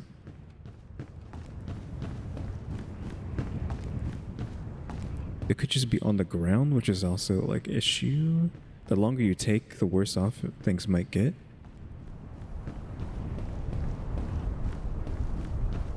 What was that? That's nothing. That just tells you where items are. There's wind picking up behind me. I don't like the sound of that. Okay, so we have gasoline here. That's no, it's papers. I think something is. Oh, it's acid raining. It looks like the clouds are green. It really sucks that it's nighttime. Oh, crud. It's outside. Coins. Don't care about that. I mean, this is like my go-to place if I want something. That looks like coolant. Nice. We got it. Get rid of this. I don't want the crowbar. We just need to get back to the car. If I can get this, and by get this I mean not have a tornado touch down. Okay, there's a tornado there. It doesn't look like it's coming towards me, so I'm gonna run. I believe I went this way.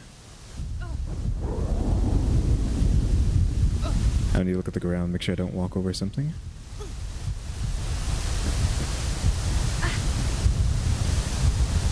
I believe the car is that way. Yeah, I believe it's right there.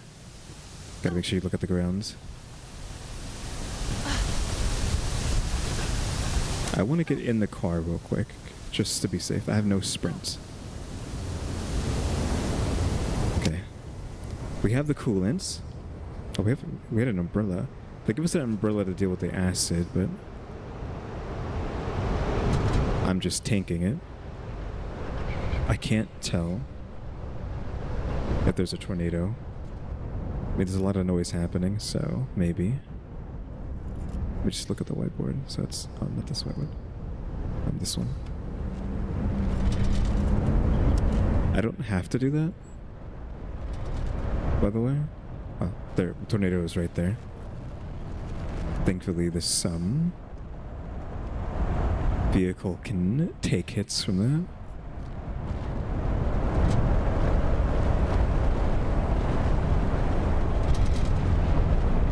Okay, you can see it there. It just went by, but there might be another one. Yeah, you can see it's right there. Vaguely, you can see it when the light's gone.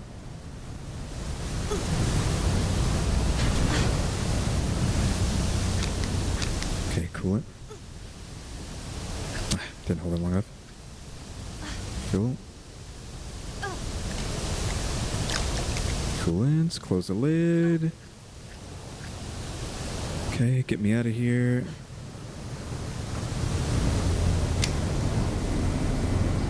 Door's closing, right? That door's closing.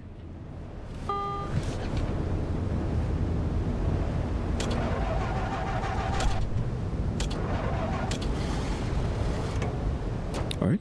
I think that's maybe the fastest I've ever done one of these. Question mark.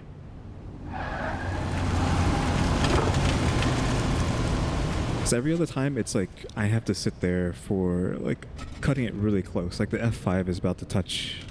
Well, it means already touched down. The F5 is about to come and get me, and I barely make it out at the end. But that was just like instant. Found the oil, thankfully. Found the coolant, out of there. Question mark. But yep, that is Funnel Runners. just in case you've never seen it before, because of course I'm pretty sure no one has seen it. If you haven't watched it on my channel, I've played it a couple times.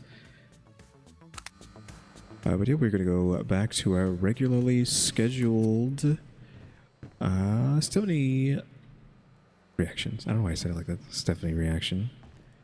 Yeah, we'll be right back.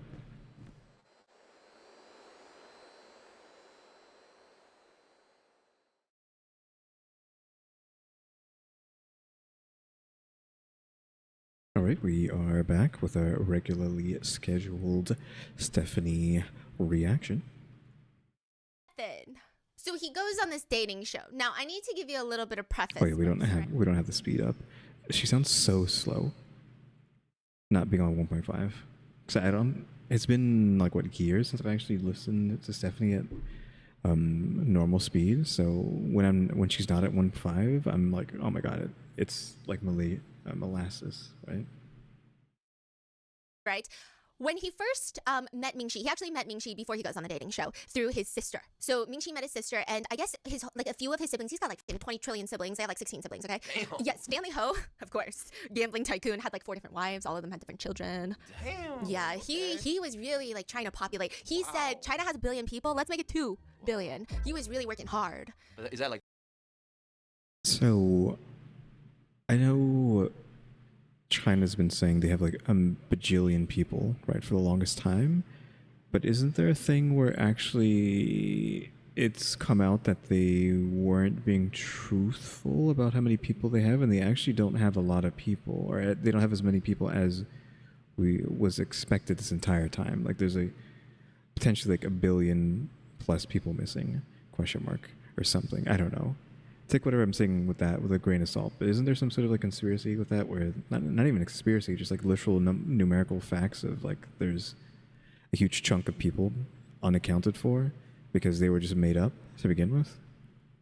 Like part of the dark romance, like Yeah, sibling rivalry is huge, but definitely not. Definitely you don't want to date the guy that has 16 kids. right, Yeah, of course. You want to Yeah. date one of the heir. The one that's trying to usurp the kingdom. He's the heir that like the dad really hates because he knows that he's the most powerful low-key, but he won't say it, and so he babies the controllable heir. Anyway. You know, sometimes he acts like this. He acts like, oh, tell me more. I've never heard such a thing. But then sometimes at night we'll be in bed and he'll be like, tell me about the book you're reading. And I'll be like, so basically she has this power and he has wings and he'll whip out his wings while they're doing it, while they're boinking. What was I saying? Oh yeah, they met through his sister. And I guess his sister didn't tell Ming-Chi who she is. Oh, like she's rich. Yeah. That's crazy. Yeah, and I think Ming-Chi like doesn't care is the vibe that people get from her. Like she's not going around asking people, and like if they don't tell her, she doesn't ask. She's not asking other people like, who is that person? She just seems like she's kind of in her own world. So that was the vibe. They meet each other, and Ming-Chi thought that Mario was the unemployed, kind of sketchy little brother for her friend Sabrina that she just befriended. So she's like, oh, this is like kind of a weird family, but that's okay, right? Yeah. I think she knew that they were wealthy, but probably like you know, in your hometown you meet like wealthy kids, but they're not like billionaire kids usually. I mean, I don't know where you're from, right? I don't know what hometown you're from, but they're like, you know, kids of wealthy parents. They just kind of like lounge around, so they're very privileged in that sense, but they're not billionaire kids. So she thought they were kind of like that. They were like that. And later they're gonna talk about this in a different show, but he talks about how he starts pursuing her. So he meets Ming-Chi through his sister Sabrina, and he said that he started aggressively pursuing Ming-Chi, like just became obsessed. Constantly asked her if she wanted to go out on a date with him, like go out to dinner with him, right? And she brutally rejected him nonstop. Nonstop. Wouldn't even give him the time of fucking day. Like wouldn't even look at this man. Nothing at all. Like he was yearning, he was fawning, he was rolling over onto his back showing his tummy, and she's just like, what are you doing? I don't want to share a meal with you. Like I don't understand. It was just so. Is this like, again, maybe actually just closer to the Mario and Peach thing in Odyssey? Because I was thinking that, right? If we were trying to go enemies to lovers, like maybe, right? Or Peach is, so like Peach is just uninterested in Mario, question mark. Whereas Mario is obsessed with her, though it's never been that. You know, it's just like Mario is the hero, but you could argue maybe even like maybe it's like a Link from Legend of Zelda. Like Mario is just like, I don't know, the cop is not the right word. Like I don't know, military guy. I mean, I'm just making weird nonsense fan fiction stuff up. But he's just the guy who comes and saves you if you get kidnapped. It's not some sort of love thing. It's not romantic. Again, which is why I'm saying the end of Odyssey is weird, where he is like, no, pick me, at the end. It doesn't make any sense. But yeah, maybe that's like going into that, because Peach is like, nope, I'm not interested in you. And so she, Ming Chi is not interested in him, ? But maybe whenever the next 3D Mario game comes out, maybe Peach will actually be interested and maybe they'll get married. Who knows? ? But I don't think Nintendo would ever commit to that. Right? They need to play it always. It's safe, right? They would never commit to something so polarizing? ? As finally making Peach and Mario be a thing, right? It's not that kind of game, but devil's advocate on the other side, technically several times, maybe even, I don't know, I didn't play Skyward Sword. They made Link and Zelda be a thing, right? Actually a couple. And you can argue that in like Tears of the Kingdom, which by the way I played through completely on the channel. Whenever that came out, I had played Tears of the Kingdom fully on the channel. In Tears of the Kingdom, like they already are established lovers. Like at the end of Breath of the Wild, they become lovers, and then in Tears of the Kingdom, they are lovers at that point, living together. And then all that stuff happens in Tears of the Kingdom, and I don't want to go full spoilers on Tears of the Kingdom, but at least there's Link chasing after his girl, right? Good to go get his girl back? ? It's Tears of the Kingdom, and then at the end they can finally be together again in love, whatever, right? So it's like, okay, Link and Zelda get to be a thing.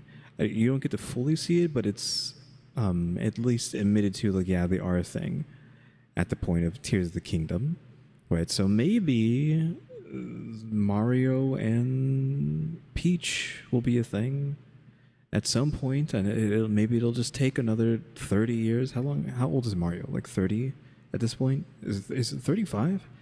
I think it's more than 35. Mario's older than me? ? I don't know. Are we like closing on 40 for Mario at this point? I don't know.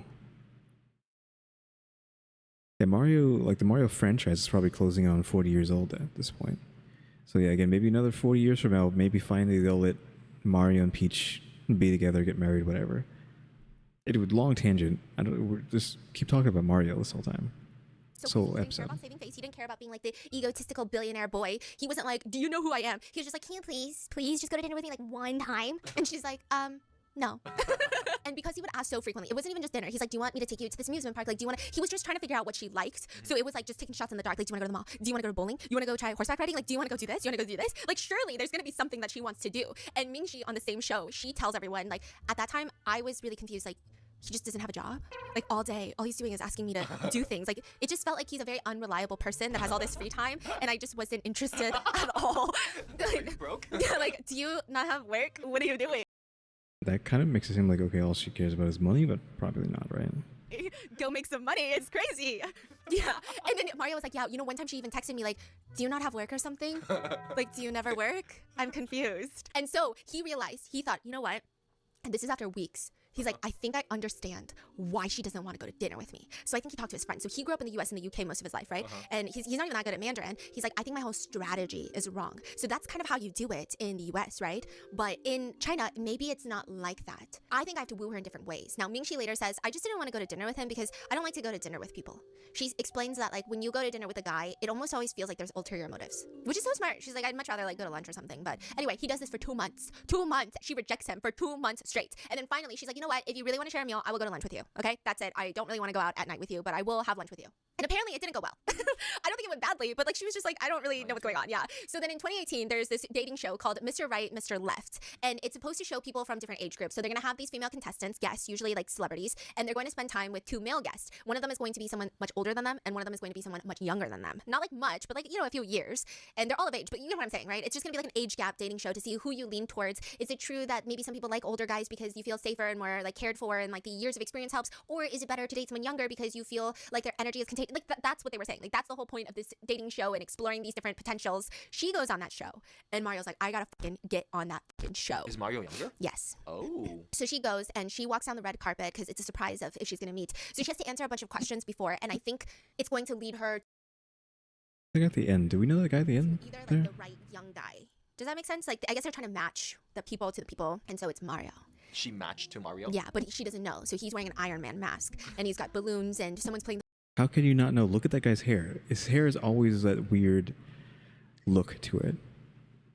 I don't want to say pineapple because it's not. I've used the word pineapple before, right, when describing somebody, but he has the spiky hair going up that's slightly curved to like one side, right? How can you not tell? Even if it like does everyone over there just have the same haircut, just spiked up and slightly curved, or what? I don't think so. And they decide that they're gonna start dancing together. Iron Man doesn't say a single word, so it's kind of like it is really dark romance, okay? So they're dancing together, and Stephanie. she's like very. Oh, he even helps her.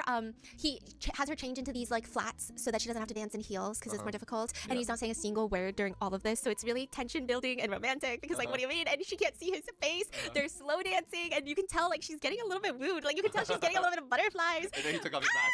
Yeah, and Okay, there. If she's wearing flats, well then she just is objectively taller than him. By the way, just to go back to what I was saying at the beginning, he's just short. She's tall. he's guiding her through this entire thing, and then he says hello, and she's like, hello, Iron Man. 嗨，你好， Iron Man 你好。 And then he's like, do you know who's behind this mask? And she's like, is it Iron Man himself? What, Robert Downey Jr.? Question mark? And then he goes, okay. And so he's gonna take off his mask, reveal who he is, and Ming is getting a little bit excited. She's getting the butterflies in her stomach because this is going to be one of her dates on the show. She's gonna like puke on the spot. She's like, oh my god, it's this guy. And the second he takes off his mask, I knew it. she's pissed. Oof. Oof. That smile to like, oh. Oof. Even like she's so pissed, but the editors couldn't even save it, so they had to just lean into it. It's just like laser shooting out of her eyes. Like imagine talking to someone you assumed was jobless, unemployed, highly unreliable, and kind of keeps asking you to go on a date at night, which you think is creepy. You think night dates are creepy, and now he shows up as your date on like technically what is your job? You know what I mean? Though I feel like at some point you have to be like, how does this unemployed person keep showing up on these fancy shows, reality shows for people with a lot of money? Question mark. I feel like, when did she first meet him? Was it not on a reality show? Or is it just like his sister knew her and then was shown off to her by the sister? Like he was shown off to her by the sister. Well, I thought it was on a show. Oh, this is the first time they've met on a show? Question mark. So like the timeline's a bit fuzzy here. So I'm guessing all that stuff happened before the brain, possibly, and then this is the reality show that she was talking about that happened like during the brain, and then he left to go run off to that show. Question mark. But I feel like you can't just assume he's unemployed, right? If he's like running off to these shows. Like how is he getting on the show to begin with, right? It's kind of stalker behavior. So she's pissed. So I guess if you don't, that doesn't necessarily mean you're unemployed or have no money specifically. The unemployed doesn't matter. Because you can be unemployed, but you can be, you know, a billionaire because you made all that money already. So it's more, okay, she's assuming he is broke.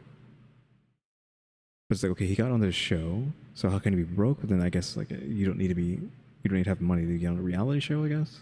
You know, insert Jerry Springer, question mark. Pissed off, okay? She's speechless. Probably insert everyone who was ever on any of those Of Love shows, Rock of Love, Flavor of Love shows. She's pissed off, and Mario goes, hi. Whatever the heck Tequila's show was. Tequila's show was. Long time no see. You I don't remember what it's right? called. And it's like, not the fucking time, Mario. Shut it. Okay? And so she literally is like, bye. And she's trying to leave. No! Yeah, but he's just looking at her so what's wrong? And she's taking multiple steps away, and you know, she's looking at him like, what the heck is going on? And he's just like gesturing to himself, and he's like, it's me, it's really me, Sabrina's younger brother. Yeah, it's really me. Why are you speaking English? Question mark. I know he speaks multiple languages, right? But I guess we're just saying again, he is not perfected in Mandarin, so he just defaults to English. Sabrina Didi. Not the Sabrina's younger brother. I know, like if she wasn't interested now, she's definitely not interested, knowing that you're just like her friend's younger brother. Like, why did you have to make that so front and center? And she goes, okay, can you ask your sister to come pick you up, please? Crazy. And he's like, okay, okay. Wait, that's actually crazy. No, but actually it's really me, so if you're disappointed, you can tell me. I mean, who's gonna say, yeah, I'm disappointed? But she's just like, you really should have told me about this. And he's like, if I told you, we wouldn't have had this entire surprise. Oh my god. Wait, she still doesn't know his background, or she knows now? No, kind of, not really. Like, she knows, but she's just not interested. Oh, okay. Yeah. Like, how could she not know from the sister? Hold on. Yeah, that doesn't make sense at all about him being like potentially broke. I mean, unemployed, but again, like if you could be unemployed, but you've already made all your money already, and you're trying to have fun with the rest of your life, right? But if she knows the sister, she should know that if she knows the sister well enough, she should know that the sister is part of the biggest, like, richest family around. Thus, the brother would also be attached to that. Thus, the fact that he has a lot of free time makes sense. So I don't know if that one holds. I don't know if that's what she actually is saying, right? Because I feel like there's no way she doesn't know. She's friends with the sister. She should already know who the sister is, unless they're not that close. I don't know. Yeah. I see. So she probably knows he's a billionaire. Yeah. Wow, rough Yeah. start. And the producers later asked Mario, he's so oblivious. Okay, they're like, why did you decide to come on the show? And then he's like, because someone told me that she was coming onto the show, and there were so many guys that were gonna go on dates with her, and then I started feeling jealous. Yeah. My father is also the king of dancing. I mean, that's not the only thing he's the king of, but okay, I would hardly call him the king of dancing. And my parents fell in love through dancing. Okay, which, like, calm down. That's like his fourth wife. Okay, I know they're in love, but like, not the f***ing time, Mario. Like, not the f***ing time. It's a little much right now. And you know, and my father got my mother, right? And it's like, again, he's a billionaire. He probably could get a lot of people. I feel like. I'm just saying, okay? So, and then he said, so in my opinion, I think dancing was the most effective way. That's why I set up the date like that. I don't think that's how your dad got your mom. You're living in a bubble, but that's okay. That's okay. So they have to go on a date now, and Mario looks over the moon. Ming looks like she's gonna fucking get tortured by like the CIA, that she's getting held captive in like an enemy state or something. It's just really... You could say this is enemy to lovers, Yeah, yes? and so they have to introduce themselves. Like, the show is like, please reintroduce yourselves to each other for the audience. And Ming goes, hello, my name is Ming. I'm 28 years old. I'm your sister's friend, and I'm from Shanghai. Mario goes, hello, I'm Mario. I was born in Hong Kong, but I live in Macau. I study in the States at MIT. That's why a lot of people say I'm like Iron Man, because Iron Man also graduated from MIT. I am 22 years old. No way! And I am Sabrina's younger brother. No way! He's 22! Yeah, and the minute he... At that point, right? Because we saw the Celtics thing was like he was 30 or something. said- Crazy, she's 28? Yeah, which is... Okay, we say that because in China it's a huge age gap. Huge, that's huge. Huge. And so 6 years. I feel like that's not a big deal, but I guess it's China's thing, like a China thing, like they said. the moment he said... Like, who Sabrina's cares? brother, About she 6 years. She looks like she's trying to walk away. She's like, okay. Like, it's already weird enough that you've been trying to go on a date with me, but now you're like, genuinely, you have cemented in my mind that you are just my friend's younger brother. So she's like, this is Wait, but this is the show that they fell in love, yeah? Yeah, and then Oh she's my just like, God. he feels So like an good. accessory. Like, he doesn't feel like a real human. So she's explaining to the producers, like, when you have friends and they have younger brothers, they're just accessories to your friends. Like, they don't have their own lives. It's just like your friend is the main person and they're just like an accessory, like a side character. And you know, like, and now I have to go on a date with an accessory. I'm so like, I don't even know what to do at this Dude. point. And so he keeps like trying to call her Princess Peach because he's Mario. And then she's like, I hate the word princess. It's really unrealistic. I also don't really like unrealistic and over exaggerated things in life. Like, she's very pragmatic, okay? And at this point, little does she know. Wow, she is actually so different from Yeah. like what I thought know. she would have been. And so so- she sounds like kind of blunt and straightforward. and- Very realistic, very logical, you Yeah. know, and she's like, I'm a very realistic person, and little does she know that she's about to start living one of the most over-the-top exaggerated lives ever, all because she falls in love with motherfucking Mario, okay? I don't even think she wanted to. It was like not her choice. It was definitely fated mates, maybe. So she's just not on board with this idea. She doesn't like it. She doesn't like the age gap. She doesn't like the fact that Sabrina's, you know, like, she just doesn't like it. She doesn't like it at all. So after that, she gets a little letter that she has to, like a text on her phone, and it says from the producers, if you like him, pin him against the wall. If you don't like Isn't wait? You mean what is it called? Kabidon? I don't remember what it's called in Japanese. Because I don't know if they mean pin, like there's a picture of him and she's pinning a picture of him on the wall, or does she mean to, like, again, I don't know if it's called kabidon. I don't remember the word, but where you push someone against the wall and you put one arm on, like, to the side of them, like you've literally pushed them and pinned them to the wall. Maybe 2 arms, but usually it's 1 arm, right? So there's technically a way to get away, but I guess if you double arm it, then you can't get away, right? Like him pinch his cheeks. And Ming, she looks really confused. I think that she doesn't really also want to reject him on national television either, because she is nice. She's blunt, but she doesn't like to like be mean, right? Yeah. So she just looks really conflicted. And Does this go into the MBTI thing that we were talking about? Like,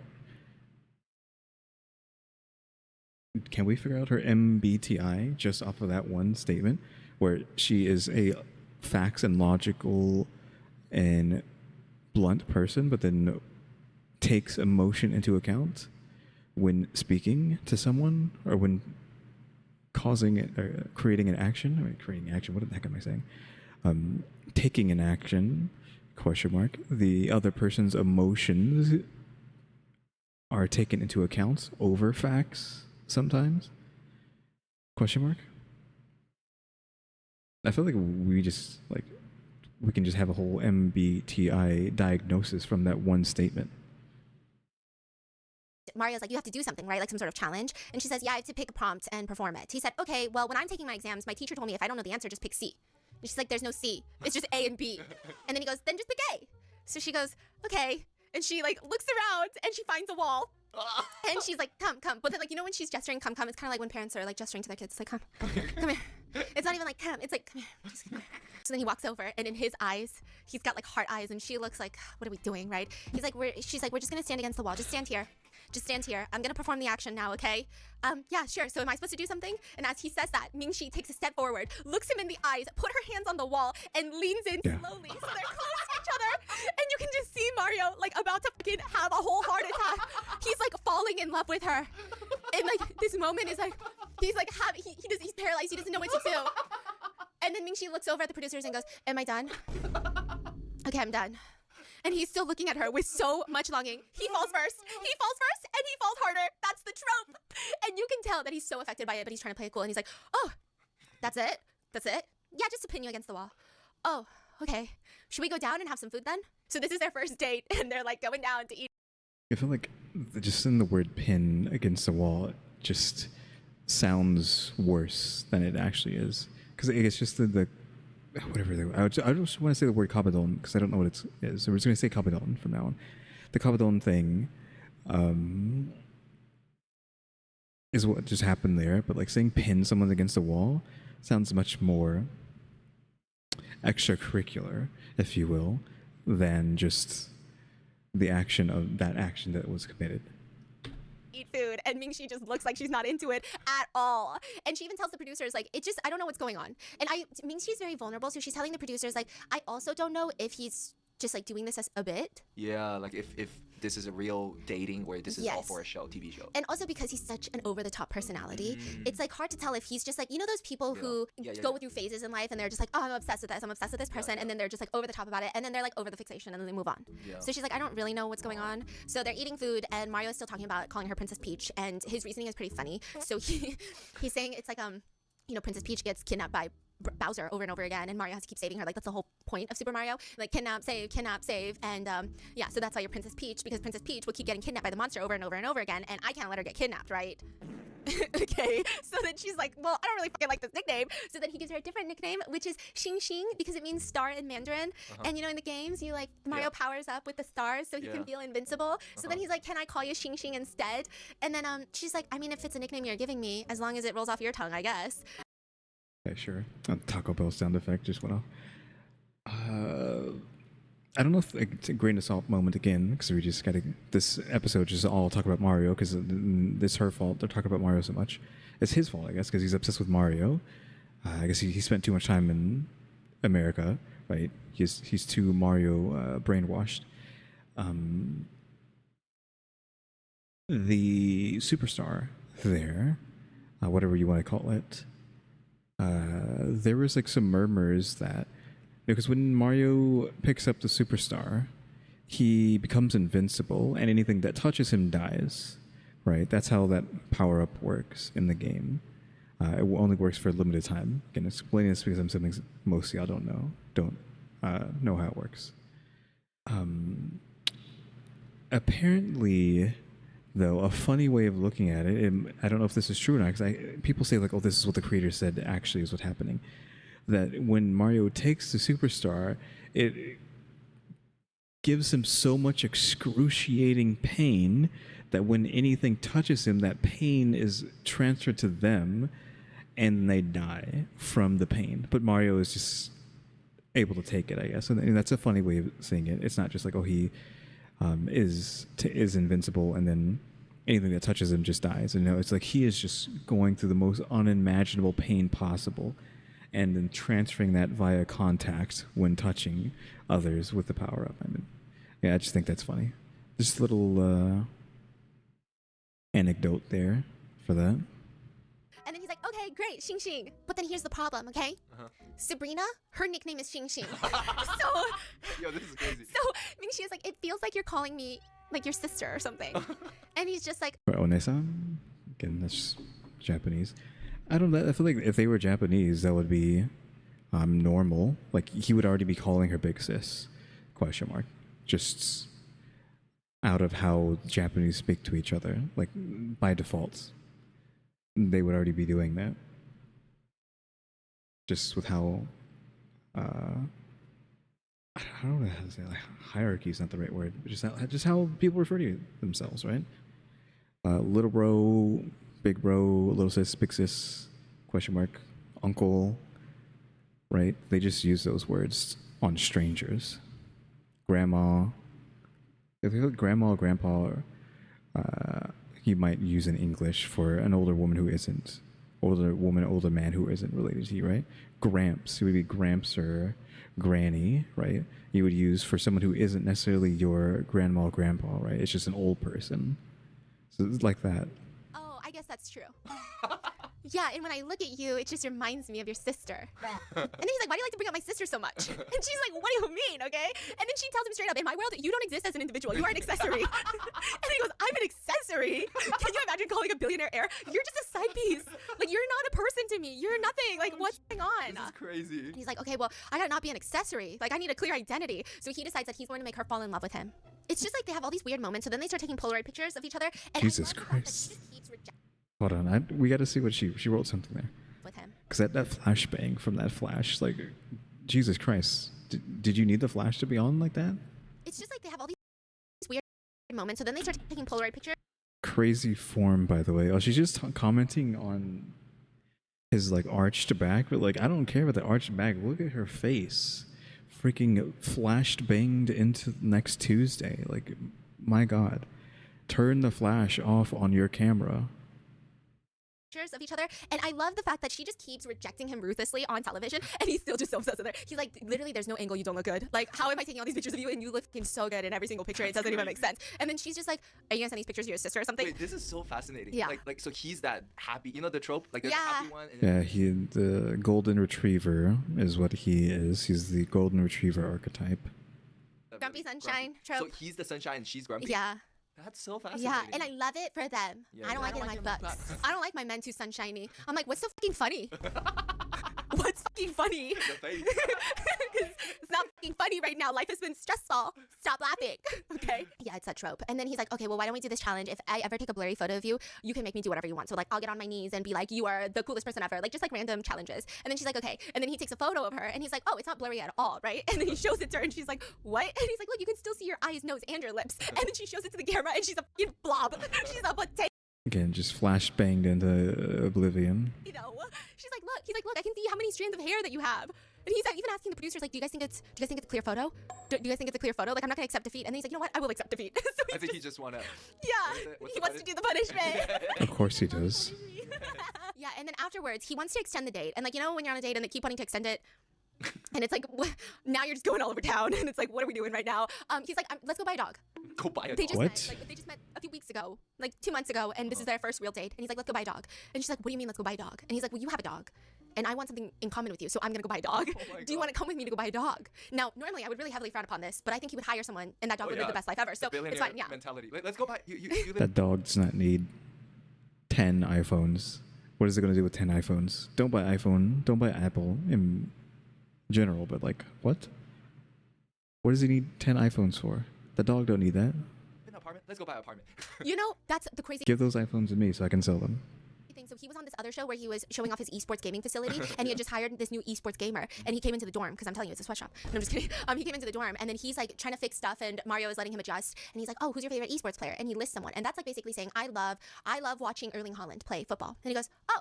He pulls out his phone and he's like, hey, can you come train one of my new teammates? And Erling Haaland shows up. Not Erling Haaland, but the Erling Haaland of esports. And his name is June, the new esports guy he just signed. And you just see him progressively fall in love with Mario. Another day, he's like, oh, wait, the Wi-Fi is really bad in this room. I have to go to the other room. And Mario goes, oh, really? Let me have someone come fix it. And he calls someone to come fix it right now. And everyone said, whoa. Damn, this looks real. This is what it looks like to like date someone so competent. June, it's like June looking at him like, wow, competency. So yes, he's like, let's just go buy a dog. And then he's like, what are you she's like, what are you talking about? He's like, I don't really have a plan, but let's just go buy a dog so that we can have a common interest. They go to the pet shop, right? And they go buy a dog, and she seems a little bit more, calm around these pets now, and they end up picking a dog. He gets it? Yeah. That's wild. Yeah, and it's very interesting because when they walk in, all of the puppies are so cute, and then he goes, wow. The dog better be in the wedding. It has to be at the wedding, right? Wow, all of them are so cute, it's going to be hard to choose one.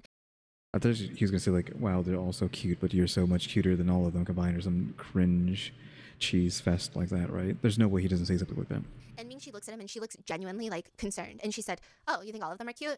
So you're kind of like a player. Oof. And you just see Mario, MIT brain, like, and then he goes, I don't think all of them are cute. I just didn't want to say it to their face because they're so young and fragile. And so everyone is thinking, I kind of like that response, though. it's so cute. Like, this whole ordeal is so adorable. So then they go back to his house, and they bought all these dog supplies. He's trying to, like, assemble the dog fence, and it's not working because he's never done Wait, this is his house? We're just at his house.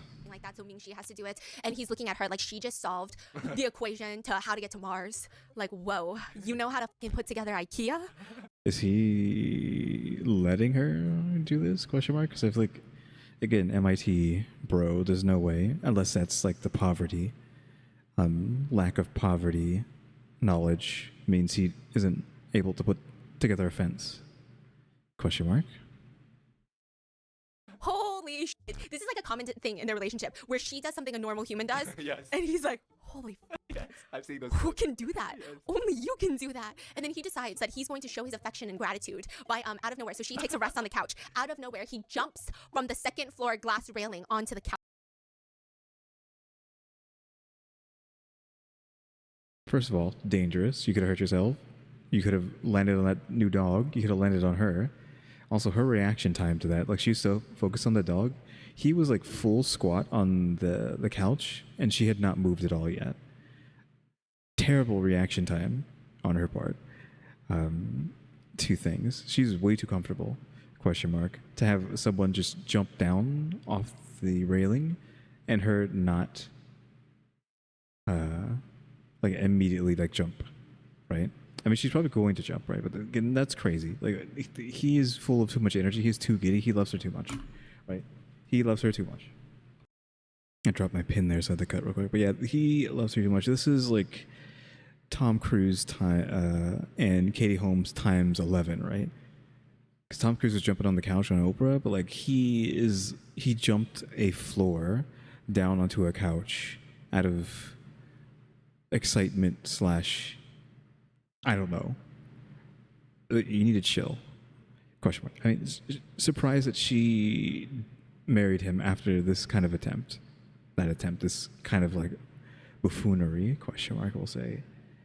Because like, what do you mean you just jumped down from a floor above onto the couch, potentially hurting yourself, potentially hurting her, potentially hurting the dog, etc., etc.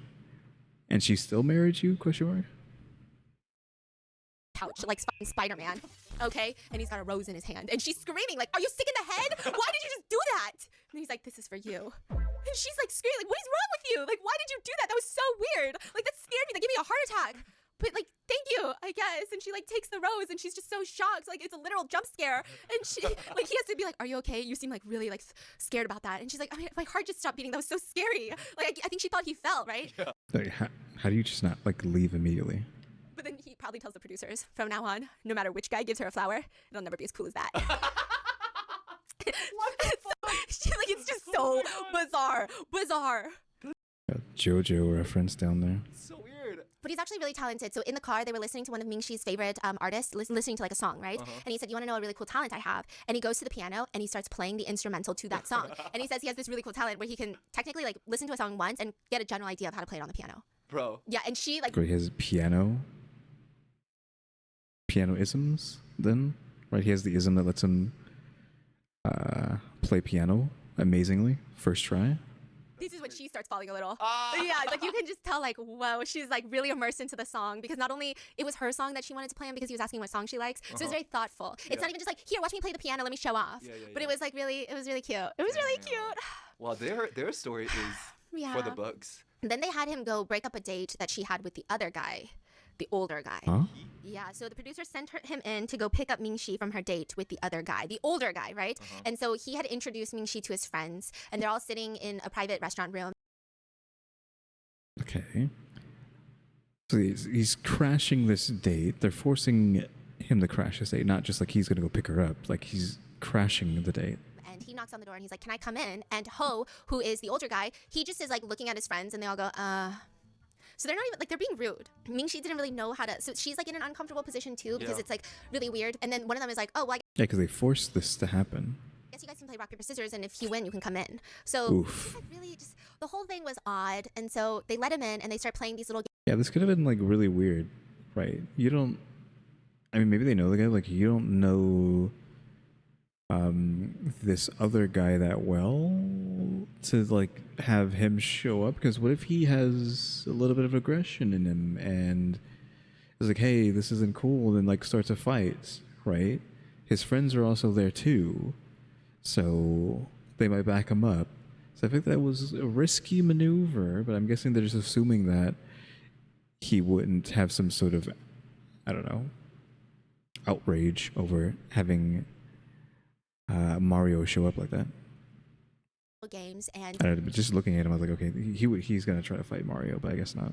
He looked like a guy who's going to start a fight, is what I'm saying. it's just like really just, the whole thing was odd. For no And reason. So they let him in and they start playing these little games and they have to take punishments where they drink Coke. Like Coca-Cola. But Ming-Shi doesn't drink Coke. So the guys are taking turns doing the punishment for her. So Ho is doing the punishment for her, and then the next time it'll be Mario doing the punishment. And it's just, I mean, she was not very good at the game, so they're just like, Like, I mean, I'm not a Coca-Cola guy, but like the punishment is drinking a sugary, tasty drink?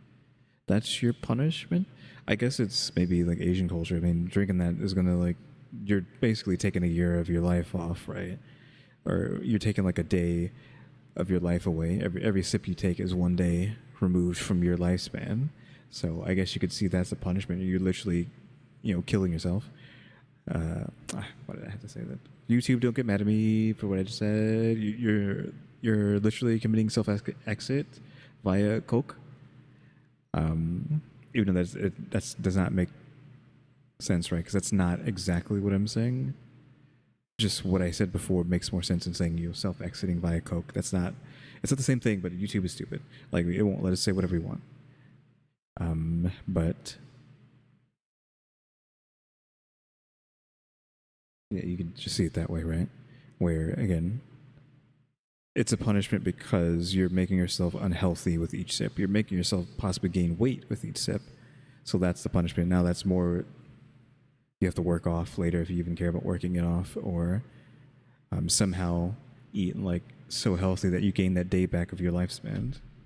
Somehow. downing carbonated beverages nonstop. And like the whole ordeal was just uncomfortable. And it's just really, it was just not a fun time, right? But I think where it really gets crazy, Ho had drinking a lot of Coke, and so Ming-Shi is like covering the Coke and is like, "Oh no, it's okay, like I can just drink water or something for the punishment. Like you drink a lot of Coke today. Like just please don't drink anymore." So she's like turned towards Ho and blocking the like cola glass so that he won't drink it. Yeah. And this is when Mario genuinely starts looking a little annoyed, but he doesn't look like very pissed off. Wait, he why just is he annoyed? he tells the producers like, "It's just fucking Coke." So he's just getting jealous, okay? He's just getting jealous. He's like, "It's just fucking Coke, okay? God, are you drinking poison or something?" And so he was originally I mean, yes, it is poison? Question mark.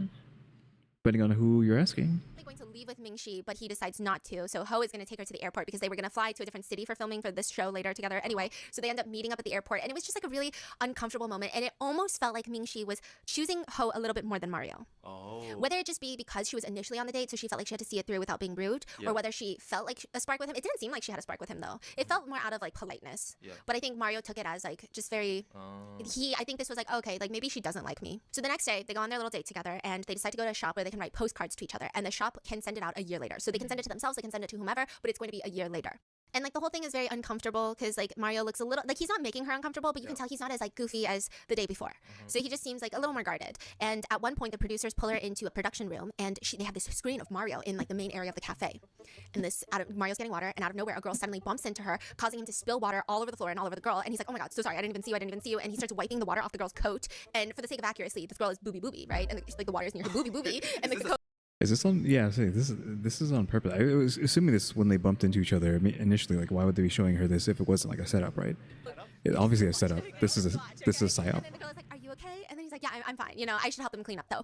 I'll go wash my hands." And he's like, "Okay." So afterwards, she wants to come sit down next to him, and she's like, "Oh, are you writing a postcard?" And Ming-Shi, as she's watching this, she's just like laughing because she's like, "Wow, this girl is super direct." And then she's like, "Oh, I know who you are. Are you Mario Ho? I admire you so much. I think you're so handsome." And he's like, "Thank you, thank you." And Ming-Shi is just giggling. She's cackling. This is mega setup, right? It means she's not jealous at all. No, she doesn't look jealous at Well, yeah, because she doesn't care about him that way. all. Okay, she That's just so is like, sad. and she keeps like pushing her boobs out, and so she's just like, okay. And then the girl is like, "What are you writing?" "Oh, I'm writing a postcard. Can you help me write one?" This is crazy. You dirtied my clothes just now. Like you spilled water on me. I guess I can write you a postcard. And that's when Ming-Shi is no longer hee hee ha ha anymore. Like instant. She's like, Oh, okay. like just like that, he folded. Is there anything you want me to write in particular? Maybe like your first impression of me. My first impression of you. Okay. Thank you. And now Ming-Shi looks fucking pissed. She's not smiling, and all the employees look a little scared. They look a little scared. The producers are next to her, and they're like, and they're like, you know, this girl is really pissing Ming-Shi off. Well, Mario's really pissing her off because the girl is like, "Do you think I can get your WeChat?" And Mario goes, and he starts looking around, and he gives her the WeChat. Oh shit. And Ming-Shi rolls her eyes, and she looks like she's ready to fucking go home. Oh They my also take God. a picture together, and Mario has his arm around her, and he looks happy. He's leaning in, and Ming-Shi looks, she's over it. She's fucking over What it. This is crazy. The girl is like, "What are you doing later?" And he's like, "I'm not really doing anything later." Oh, really? Okay, you're not really doing anything later? Then let's go grab. Okay, hear this again. Hold on. This is like so. Okay, if it is a setup, this is like so oof. They also take a picture together, and Mario has his arm around her, and he looks happy. He's leaning in, and Ming-Shi looks, she's over it. She's fucking over What it. This is crazy. The girl is like, "What are you doing later?" And he's like, "I'm not really doing anything later." Oof. So how do they become married? Like, where does this go? I mean, the video's almost over, so I think Stephanie might be screwing us over here with this ending, since this does appear to be a two-parter. But what is going on? I'm with him, right? Like, what is happening? Is this a setup? Is it not a setup? Is he gonna like not do anything with this girl? Is he just being nice? Oh, really? Okay, you're not really doing anything later? Then let's go grab food. And he's like, maybe. And he says, maybe tonight. They are messy. So she's just like, okay, got it. This is like what kind of camera? Like a secret cam? Or No, the producers, you know, because they all have their like equipment, they have their sound on. So like they pulled her into the producer room in the back, and then they have this screen, I guess like for the producers to watch the camera angles. Yeah. But then she's watching it, and she's not leaving now. So she's like, okay. She looks like she's about to explode. Where are they? At the airport? Not a cafe. And so the producers are like, "Do you feel anything when you see him do this while he's on a date with you?"